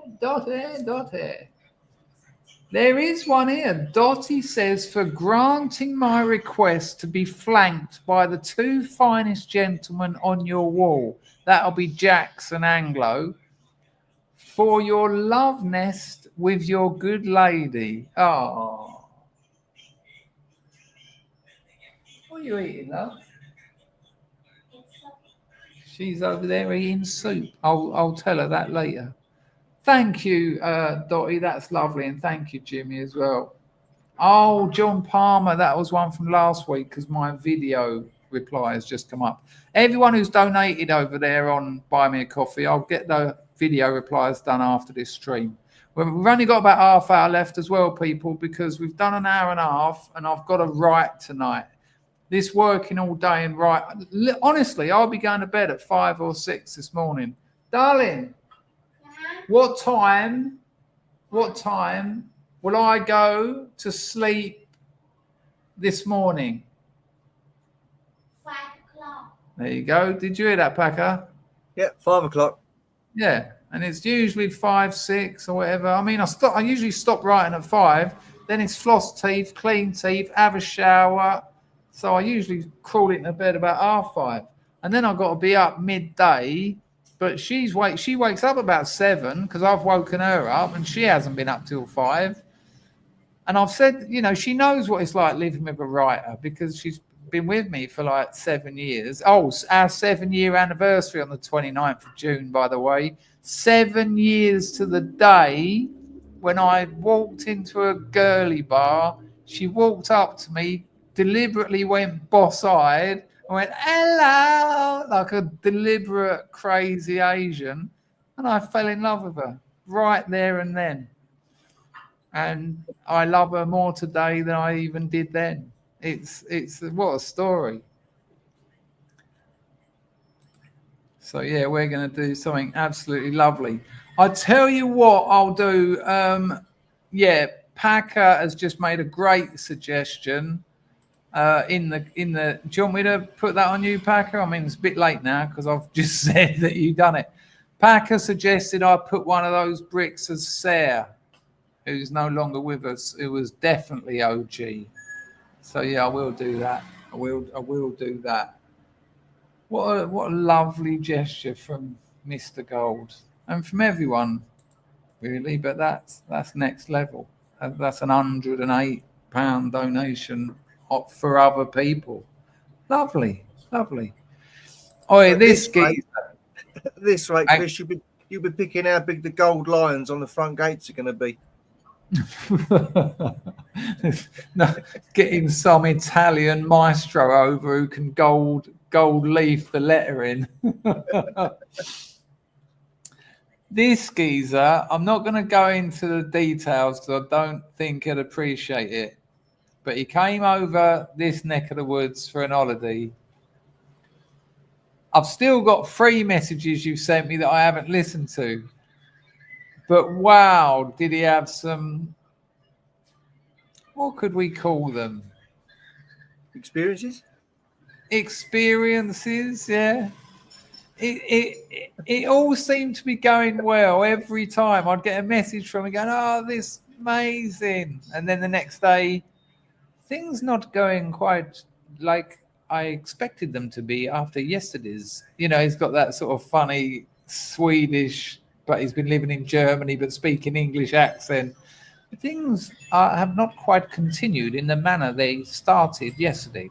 And then 2 days later, it would appear I have found the perfect lady. What a beautiful country. Next day, half of my washing is missing and I'm owed $200. Like, fucking hell, man, come on. But we did meet up. We had a little bit of food and a chat. And I have to say, he was smiling. He took it all in pretty... You had a good time out here, didn't you, Pax Max? Hello, Otto. He's only just got here. Good Lord. I tell you what, Mr. Gold, a lot of people come out here just for the bit of in out, as did I. You know, I've been whoring since I was a young man, but I was just getting sick of it. It was getting to the point where I'd get a bird back to my pad. I've got to encrypt this a little bit because who wants to hear this, you know? She's just there. And I'd like wash their feet and massage them just to be nice to them and then pay them. And I'd be thinking, what the fuck is going on? And I realized I wasn't after in out. You know, I can get that for free easy. I always have been able to. I wanted to fall in love. I wanted love in my life. I wanted intimacy. And that's the last thing you get from brass. They ain't giving you that for any amount of money. That ain't for sale. And then when I see her, you know, I'll tell you one little story that was amazing. So I said that there's so much to it. There's so many little twists and turns. I'll encrypt it, right? Just because you'll like this. Right, sorry, excuse the language, but it's got to be very encrypted just because my life's an open book, but the other half's it isn't. But I spoke, yeah, rather than rhymes we've read, I spoke that it could perhaps stop that employment and I would cross its palm with silver instead of that employment. And it spoke back to me saying, I'm only doing it for 3 of the 12 sections of a year. And then I'm returning to where my family are. And I said, well, why don't we do it just for that period, that time period then? I'll cover what the place of employment would have given you for 3 sections of the 12 in a year. And she said, okay.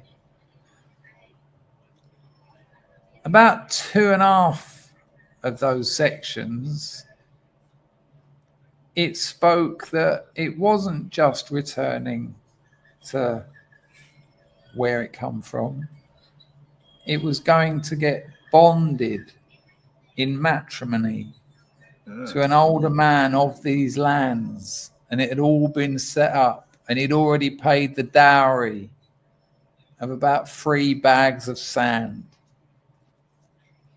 And I was devastated. And then, without speaking to me about it, she made most of her filthy lucre on the pole. You know, like amazing at it. I used to just sit there like, and she earned that dowry back, went back, give it back to the fella, said, nah, I got someone else who I actually want to be with. And she told me all that story, and it was like, wow. And she, you know, there was a lot of fear for her, because if I was just like, sorry, I've moved on to the next one now, she's 3 bags out of pocket, and the geezer had a drum.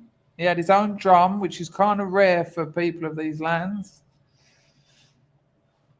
It could have gone proper. It could have gone proper tits up for her. No, she made a good bet. Yeah, you know, 10 minus 3 years later, and we're putting our own drum together. Yes. You'll have our And own I drum. tell you now, I've never known a relationship like it. I've never had this before. So yeah, and I could tell you another 5-10 stories like that. Like the first time it arrived at my door uninvited, I was just sitting there working. There's a knock at my door, and no one knocked at my door. It just didn't happen. I thought it must be the landlord. And she just oh man, yeah. So there you go. I don't know what that is. You're talking about sweet big. Nah. If you're talking about you used to end your videos with it years ago. I use it on the Lockpicking Legend channel occasionally. Well, I've got to say, Anglo, she's learned mine a lot better than I have hers. Yeah, it was a good call, wasn't it, Anglo? Yeah, there you go. Wolfie was on it as well. Yeah, it's in the book. He certainly is, Larry of the Void. Nice to see you, Larry. Lilith can't find you on YouTube, Packer. Oi, Lilith, this is Packer's show. Hi, Lily. He hasn't got his own show. He turns up on other scrub shows like 42s and people like that, Sensums and that. I tell you what, that was a difficult story to tell. That I hope you got the gist of it. No, I wasn't suggesting it was. What I was saying was, I could pull. I didn't have to pay for it, but what I wanted was intimacy. So why was I paying to massage girls' feet and talk to them? I didn't even want the fucking aerobics. Well, sometimes I didn't. Well, I reckon I probably have, but not. That's not a good thing. It's the life of a lonely man. You know, lonely. You know, all the cheating on birds in my youth was just lonely. And you know, I'd go back to their houses or their college rooms or whatever, and you know, and we'd have a lovely chat and all that. But the bit in the boozer and the bit when we're talking at the house was beautiful. Loved all that. The actual action, and again, I'm encrypting because I'm being fed jackfruit. Thanks, darling. When it came to the action, it almost felt like an obligation. It was like, oh, we have to do this now, do we? It wasn't all bad, though. It's an absolute fucking stunner.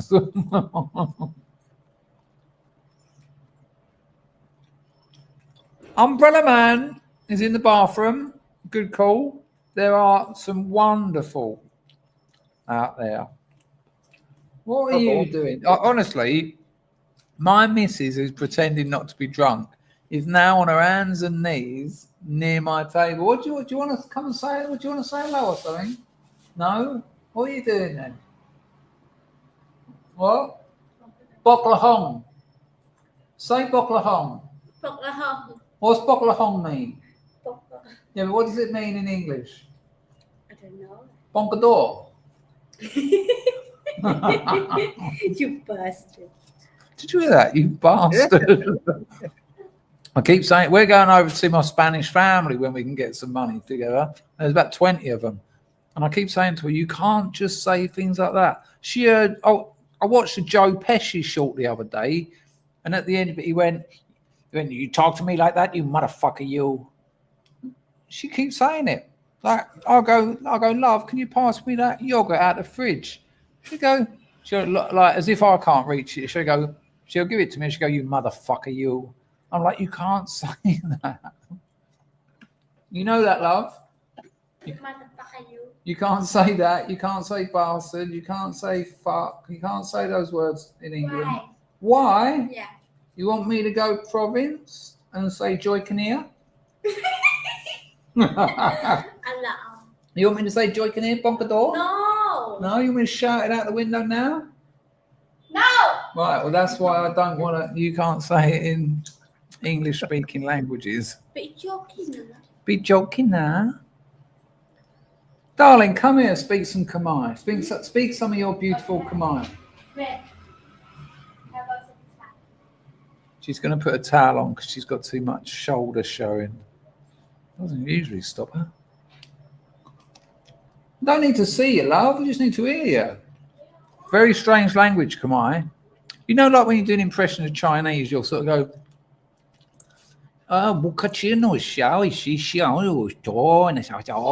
you can sort of, you've got a Italian. You can, but listen to Khmer like no other language. Just, darling, you don't have to, she's covering herself up. It's ridiculous. Just come here, just speak Khmer. Would be Khmer. Just say, go on, but a lot of it. Don't say 2 words. Go. I don't know. Just say who you are, where you're from, talk a little bit about your family. Go. សួស្តីបងប្អូនទាំងអស់គ្នាបងប្អូនសុខសប្បាយអត់បងប្អូននៅខេត្តណាដែរបានទេ No, more.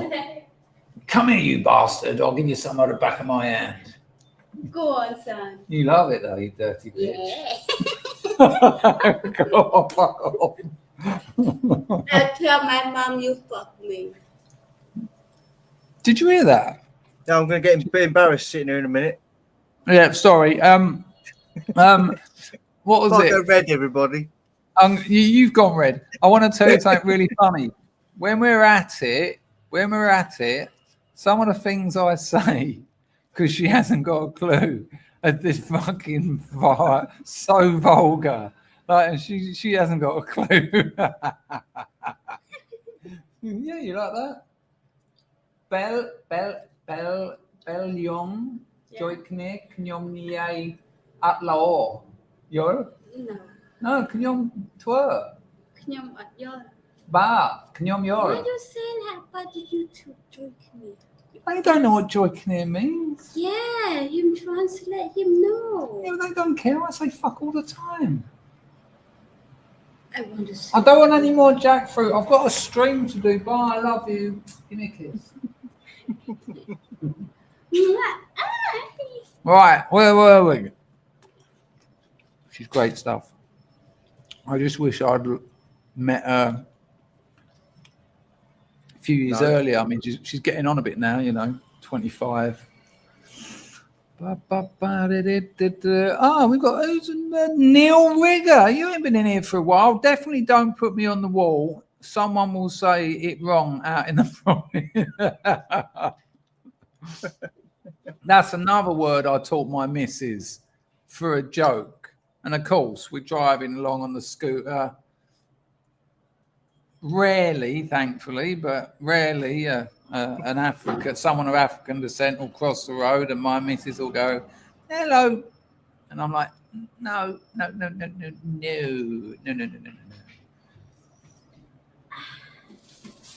I hope she can't say that now. That get me in all sorts of trouble. Anyway, I hope you enjoyed a bit of Khmer there. It's a very strange accent. JP says your name is spelt wrong. Oh, it's so cute. She's so lovely, Dottie. Lilith's really on this. She wants you to get your own YouTube channel, Packer. Yeah, You've where I got can sit there and say nothing to no one. That'd be good, wouldn't it? That was beautiful when Dan was on. Me and Dan were getting really heavy into artificial intelligence. I said, Packer, look after the stream. I need a piss. And as I walked off, you went, hello, Dan, how are you? Like he'd only just arrived on the stream. It was amazing. Right. Jeffro, hello, Jeffro. How are you, son? I work in a Cantonese kitchen. They always sound angry. Yeah. The Khmers are like that as well. They'll be talking to each other, like her sister and her mum or something. And I'm sitting there thinking, oh, fucking hell, this has kicked off a bit. And then when they've gone, I say to our missus, well, what's happened? And she'll say something like, my mum's going to chop the carrots and my sister's going to chop the herbs. Okay. So I know exactly that. I know that one very well. Oh, did you hear my missus say that? Yeah. Wait. Go on, son. Go on, son. She got that from watching me watch football. She'll go on, son. You love football, you can't relax. No, I can't. There's not enough of them out here for it to have become a thing, thankfully. Well, I shouldn't say thankfully. Well, Cambodia's 98% Khmer, native Khmer. Oh, now she's pulling funny faces. She's too drunk. I shouldn't have dragged her into this because now she's not leaving me alone. Yeah, she went, I hear what you're saying. Oh. Anyway. Right, listen, I've got 15 minutes. Yes, she did, John, when she said, go on, son. Yeah. Sometimes she very much surprises me.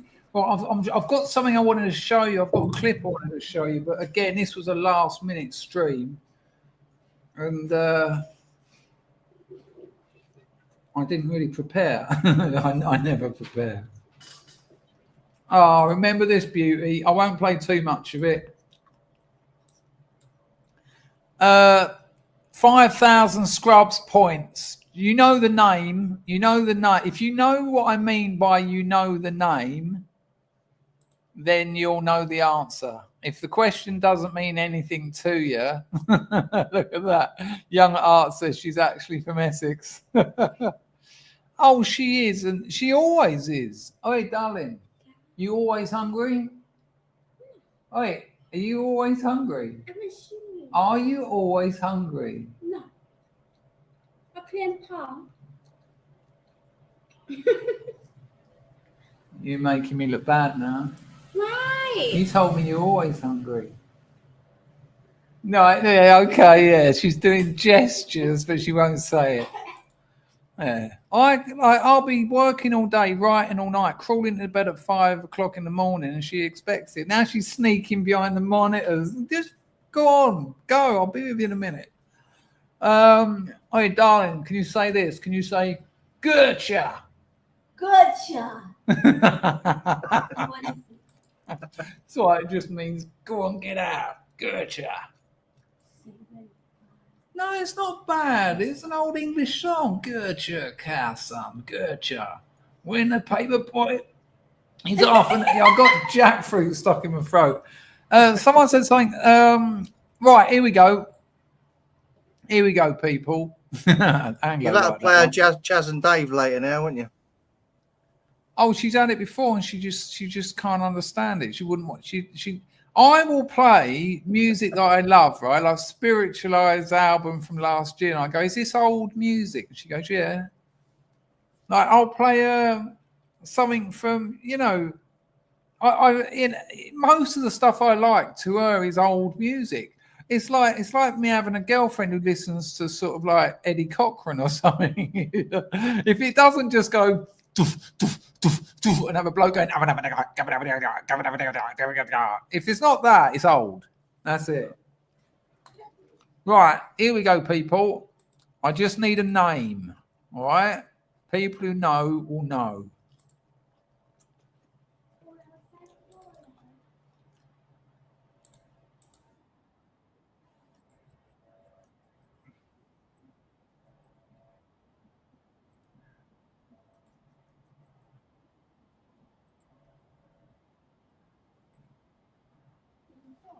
Are you waiting for the name or?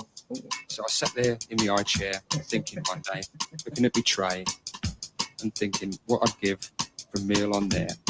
So I started looking around the kitchen to see what I could have. I was rubbing my eggy soldier in my head trying to think. And then I looked over in the corner and there's a yellow and white bread bin with its mouth open, just staring at me like I saw bread in there. I thought, I'll have a toast. Truth wins. A little piece of toast. But then I started getting older and I hated this, I hated that. Expensive steak was ludicrous and cafes couldn't cater for the finer things in life. The upper crust was not for me. I could tell that. So I'd go home, switch the kitchen light on, put the grill on, slip a slice under and have toast. A little piece of toast. Because there's so much to choose from. What a bizarre song from someone who went on to be one of the biggest hit makers of the 80s with some brilliant songs as well. What's my favourite? And I am a little bit, well done, Ugly Truth. I am a little bit embarrassed to say it, but my favourite one is Tears from Your Little Sister.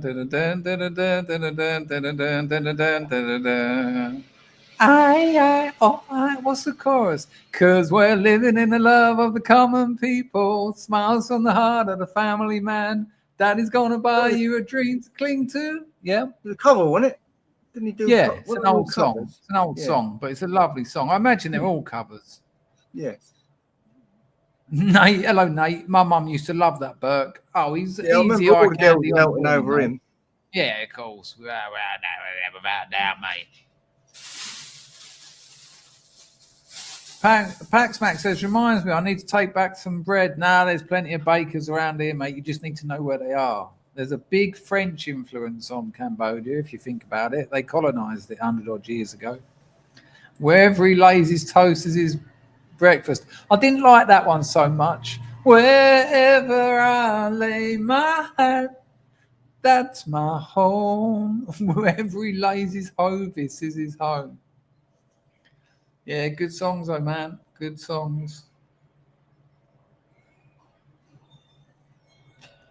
Baz just said he's let me find the actual post. Hello, Baz. Baz just said caught one, lol. Well, Baz, I'm about to end the stream. I give the usual 3-minute grift encouragement that you can buy some more minutes. But that'll be 2 hours, and I've really got to go and satisfy her. Then that'll shut her up, put her to sleep, and I can get some writing done. Baz says the blonde background singer was kind of hot. Yeah, but the blonde foreground singer in Blondie was even hotter. Good Lord, Debbie Harry in her day. She had that sort of smacked up, sort of lazy, sort of just moving her. Let's have a look at a little bit of that, man. What is the video? It's going to have to be Heart of Glass, isn't it? Oh, my God, she's so hot. I might get yeeted, people, but we're at that part of the stream where it doesn't matter. If I do get yeeted, I won't come back. There's no point sitting around for 3 minutes for me to come back for 2 minutes. I'll skip the intro so we can just see how fucking sexy Debbie Harry was. Her face... she's got something of the Joe Guest about her as well. It's funnily enough, the bit where her face starts, I put the arrow over it and it said most replayed. What a surpriso. But what a natural beauty. I remember her seeing her in Cronenberg's, what's the name of the movie? She's up against this sort of electrocuting wall. She was past her prime, but I still managed to get a few jars of jizz out of it. Anyway, let's have a look at. Oh man, does she look good in this? There's so she's using so many of the semiotics of female seduction. She's got the ones that we all know about, but she's got the ones that you couldn't even teach women. And this isn't a woman thing. Men have got this as well. I had a bird once and she said to me, you don't even know when you're being attractive. She said, you think it's when you're doing this, this, or this, or this. She said, but it's the things you don't know that really get me. I killed her. Right, let's have a look at it. Let's have a look at Deborah Harry in her prime.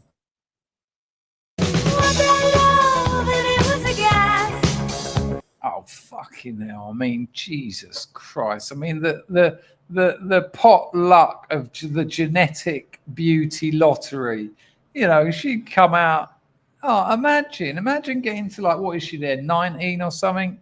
Waking up, getting your hair done, bit of makeup, and looking like that. It's like life's easier for beautiful people. That's a fact. Of course it is. Life's easier for beautiful women and funny men. Fact. Look at her. You'd do anything for that. Soon turned out, had a heart of glass. Seemed like the real thing, wanted to go. Much mistrust, love's on behind.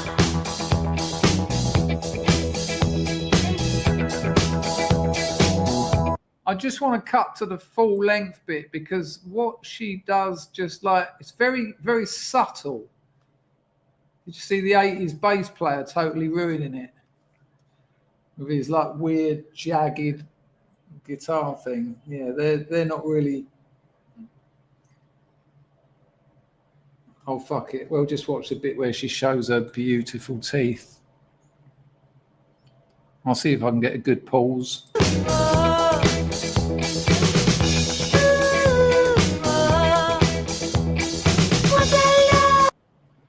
Deborah Harry. Jesus, where do these creatures come from? That never came out of a womb.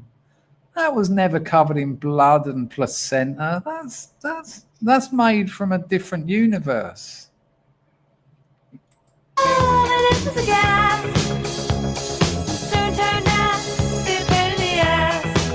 And I'll tell you what it also is. It's the understated nature of it. You know, you see a lot of these so-called hot female vocalists and they're all overdoing it.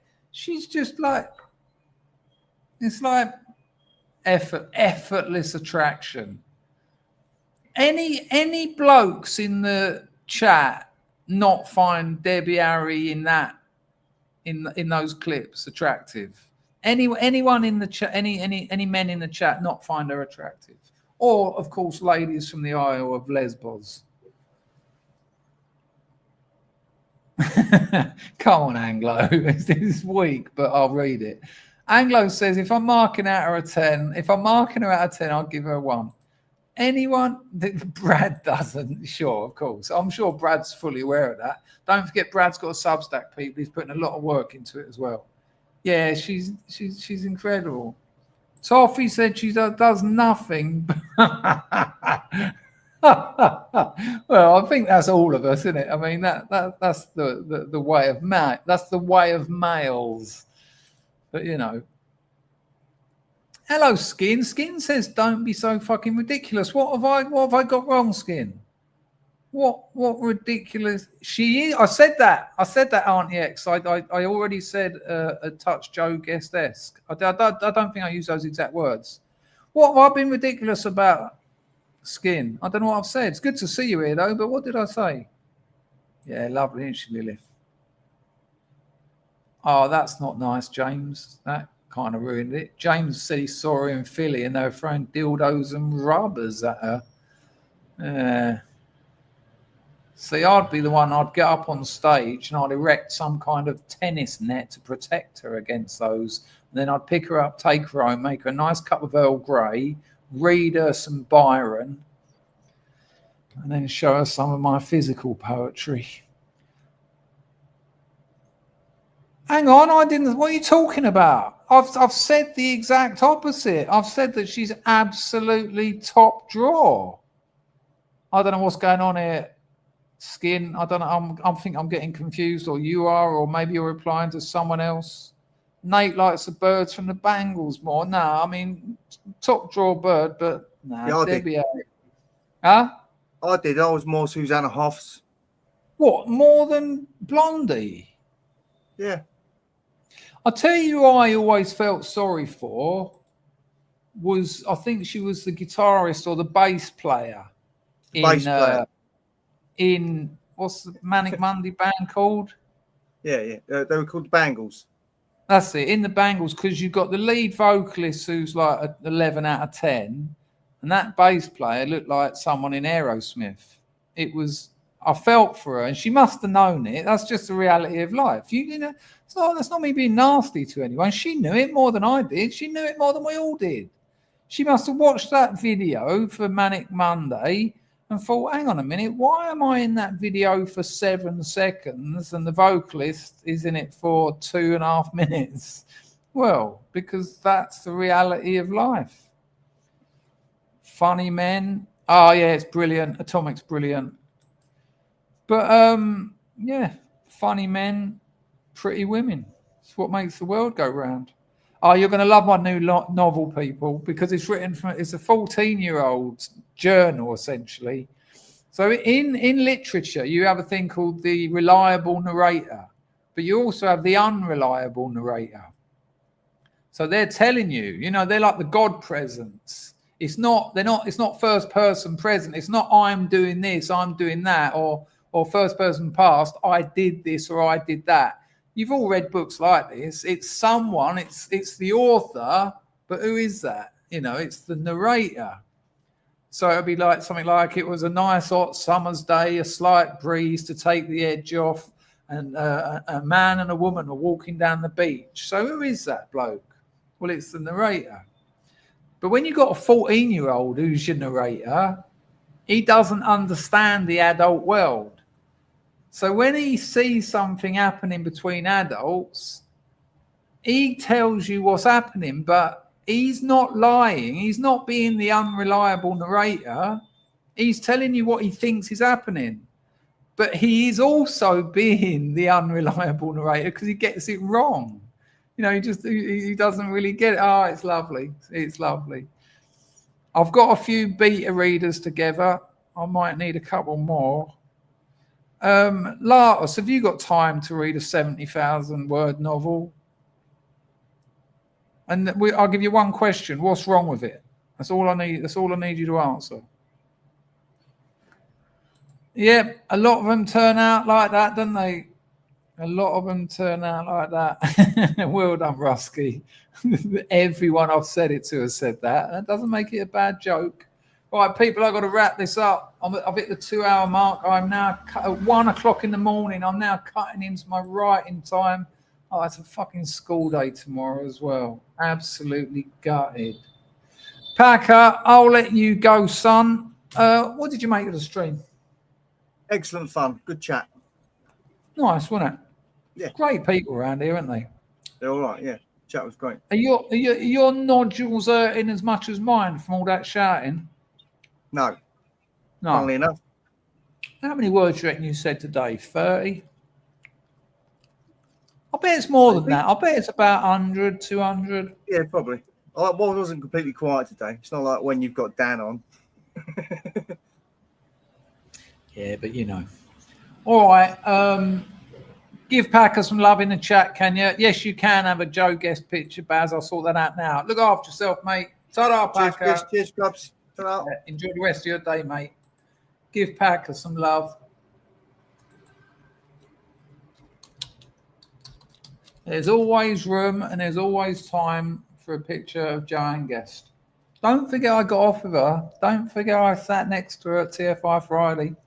Don't forget she blew me out at the Metropolitan Hotel bar the same night, New Year's Eve, when I offered her some cocaine and she said, I hate people who take drugs. And I went, me too. Oh man. Up until then, it was on. It was on the night. I made a video about it. If you haven't seen it, there's a video. It's called something like Joe Guest Should Have Been My Wife. And I'll tell you what, fucking hell. I didn't make many mistakes with glamour models in my time, but that's one of the worst things I've ever done that night. Wow. I was with her at TFI for a couple of hours. Bit of snogging, you know. And fucked it up. I think that might be why I ate cocaine so much. Look at the guest on that. She can be my guest. I was on the screen, Umbrella Man. I can't keep that up on the screen for much longer. It's giving me the heebie-jeebies. It's quite funny, actually, because I was up the top. I wasn't with the lumpen proletariat down the bottom. I was up the top with Take That. And who else was up there? Sean Ryder was up there. Joanne Guest was up there. Who's the old sports presenter? Moustache, white hair, BBC. Very famous. I wish I'd still had Packer on him. I'd know his name. Hang on. Who was it? Des Packer? Lynam. That's it. Des Lynam. I tripped him up deliberately as well. I said to Guesty, I said, look at Des Lynam. She went, he walks around like he owns the place. I said, I'll trip him up. Watch. And I did. When she went, and giggled, and I almost spuffed, I thought, I'm going to have to get her to giggle like that again. So then I tripped up the midget from Take That. I said, here, I'll do it again to this cunt. I did. Just stuck my foot out, just the classic tripper. And she giggled again, and that was it, man. I was on the verge, literally on the verge. No contact at this point. Just a guest giggle. How did you learn those things? But what happened, Umbrella Man? This is what happens. I've looked for the episode and I've found it, but I've also not been able to find it again. So this is what happens. So what happens with TFI Friday? It was New Year's Eve, yeah? I think it was, I don't know if it was 99 or 98, but it's recorded at like 6, 7 o'clock in the afternoon because none of those celebrities are going to be on, working essentially New Year's Eve midnight. But by the time we were at New Year's Eve midnight, I was at Chris Evans's house. He was there as well. I was at Chris Evans's house with Melinda Messenger, Chris Evans. No, actually, that was earlier because Joe Guest was there as well. Oh, that Messenger, though, she was something else. She was serving beer at TFI Friday and proper, like, pulled that pint, leaned forward. I went, no, you've got massive jugs. So it's all video, it's all filmed like earlier in the day, and they even do the countdown. Like Chris Evans goes, "Okay, it's 10 seconds to midnight," and I'm like out of my nut, going, "Hang on, it's only 5 o'clock a couple of minutes ago," and everyone goes 10, 9. So what happens? I'm right at the front in that little arc around the table. I think Sean Ryder was there, Chris Evans is there, and one of the cameramen does a sweep, quite a slow sweep, of everyone in the front row. And you can see me when it's not center of shot. But as I see the camera coming round, for some reason, I mean, you can see it's me, but for some reason, I've just picked up my pint of Guinness and covered my face as it went over. I can tell you why I'd done it. And it's a weird thing. I wanted to pretend. How weird are humans, or specifically this one in this instance? I wanted to pretend that I couldn't be seen there, that I was like a man of mystery. Why? And I'd already been seen there anyway. So yeah, as that camera come around, everyone else is going, yeah, I sort of went, until the camera went past and then pulled the pipe down again. On the off chance, if any hotties were looking at me. Speaking of hotties, I'm going to read you a poem. This is a lovely poem, actually. I put this up on my Twitter. This is by Dana Giora. He's one of the best poets working in America today, right? Listen to this. It's about beautiful people, men and women, right? But just listen to it. Lovely. It's called Pity the Beautiful. Ready? I'm leaning over here so I can get it a better sound in the mic. Pity the beautiful, the dolls and the dishes, the babes with big daddies granting their wishes. Pity the pretty boys, the hunks and Apollos, the golden lads whom success always follows. The hotties, the knockouts, the 10s out of 10, the drop dead gorgeous, the great leading men.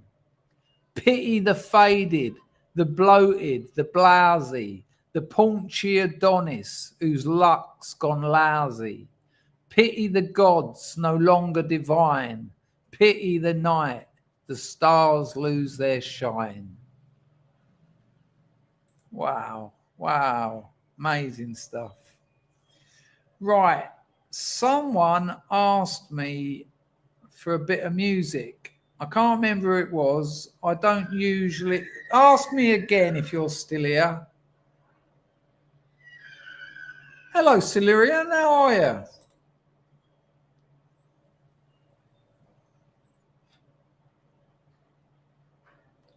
He's got his own channel for that. You need that sort of Northern Irish accent to pull his off. The Anglo, the real problem with doing things like that is then someone else says, can you read one of his out? Can you read one of his out? Can you read one of his out? And that's why I tend not to, because, you know, having done this now for 11 years, you start getting emails from people saying, I was a little bit disappointed that you played so-and-so's song, but you still haven't played any of mine. I've sent you 5. And you're like, oh, come on, man. It's not a fucking... Do you know what I mean? So I just draw a line, really, just to, you know, and that's why 42 don't ask me, because he's also got a channel and knows what it's like behind the backstage area. Who asked me to play a certain song on the outro? Because you haven't got here. Jay Jones, can I DM you about something? Yeah, chris@chrisdangerfield.com. Don't make it an essay though. Keep it brief, please, because I get so many emails, not just from YouTube, but my other YouTube channel, my job, my books, my Substack, this, that. So I'll happily answer. Did the geezer turn up who wants the investing advice or not? If that person is here, let me know in the chat now. It was Pax Max and he wanted the old outro, but it sounds like he's pissed off. So I'm not going to play it if he's not here. Is he going to type it?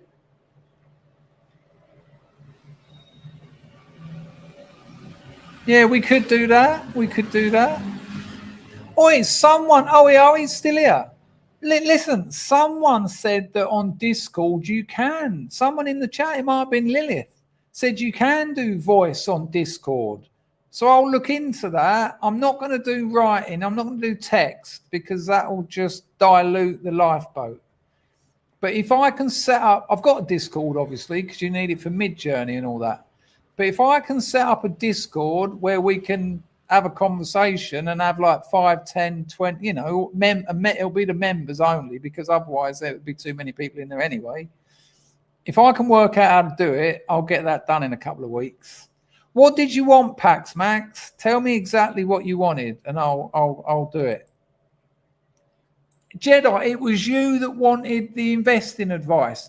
Can you email me again, please? Because I can't find the email anywhere.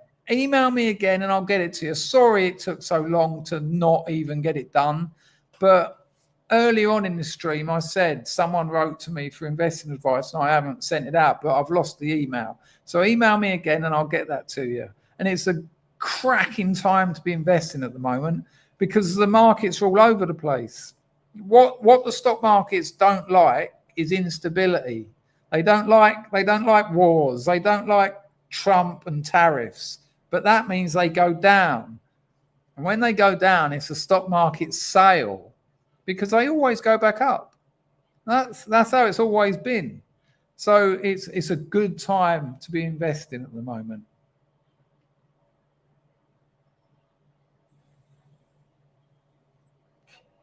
Yeah, but Latus, I want to do it. I want to do it when I've got like half hour free. I can just go bosh. All the members get notified, members only, and then we can just have a little chat. That could be a Tuesday morning. It could be 3 o'clock in the morning Wednesday. Do you know what I mean? And I don't know if I'd be able to do the Scrubs Discord for members only. Right. There's no video for that, though. There's no video for it. Oh, let me see what I can do. Hang on. Hang on, Pax Max. There's just pictures of Joe Guest giving me the ghoulies.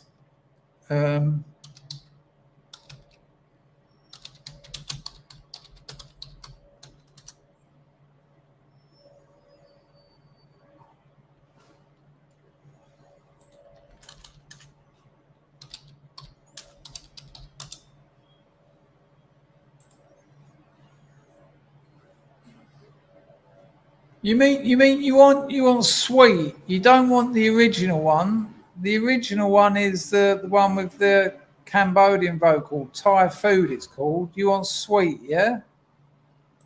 Yeah, no, it is a problem because I should have responded a long while ago. So apologies. Right, so sweet is what you want. Okay, let's see if he's still got it in his collection.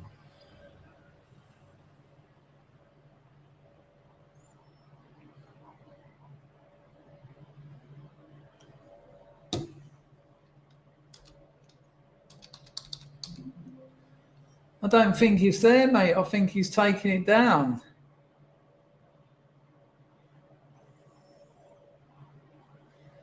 Probably got sick of me using it, not realising that I already downloaded it.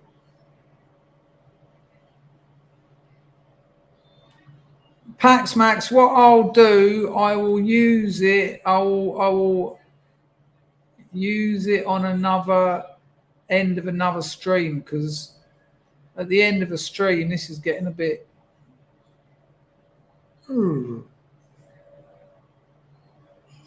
Okay, now hang on. I can't stop from looking now, though.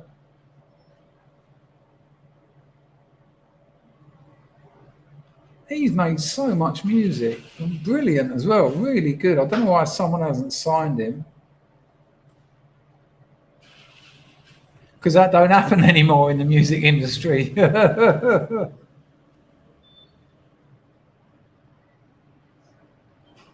I'm going to give it 10 more seconds. If I don't find it, there's so many songs to look through. 10, 9, 8, 7, 6. I'll tell you what, I've got it in a file somewhere. Oh, no, I haven't. I've only got like about 4 seconds of it. 7, 6, 5. Oh, hang on. That's Thai food. It might have been part of that same section. No, I've got to the end and it ain't there. Let me try the old Control and F. Why won't that work?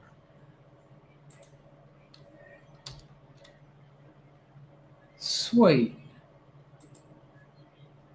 I found it. I've only gone and found it. Here we go. Right, people. I'm going to love you and leave you. Don't forget, I think Jack and Rags are probably streaming. 42's probably streaming. They're going to tell you about that now if they're in the chat. I imagine Dave's Waffle House will be streaming as well at some point. He didn't email me about coming on and getting psychoanalyzed, which was a shame. It'll happen one day. Thanks, everyone who donated. Special thanks to Mr. Gold for distributing and donating bricks to other people. I will decide who those people are. I will base it on metrics that make sense. Please don't feel offended if you're not one of those 6, because it could be about 1 in 20 people. I might have to toss a coin for some of them. Thanks to the chat for being the great chat you always are, engaging with everything. Thanks for hanging around for 2.25 hours. Thanks to Packer for being the best co-host in the business. And this is you're my friend, Safakash with Sweet. Here we go.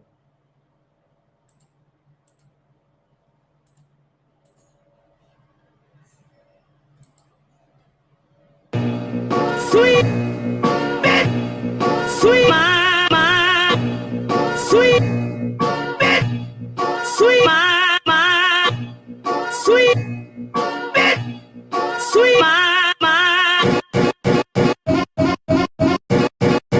please, sweet bit, sweet my, sweet bit, sweet my, sweet bit, sweet my, please, sweet bit, sweet my, sweet bit, sweet my, sweet bit, sweet my, please.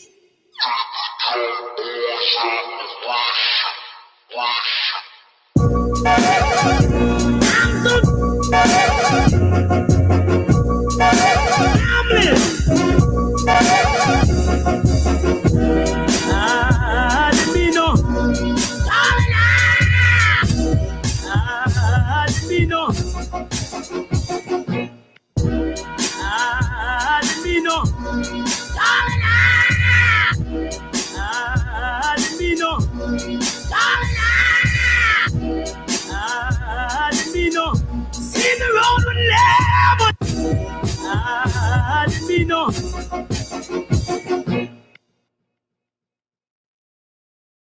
And that's your lot.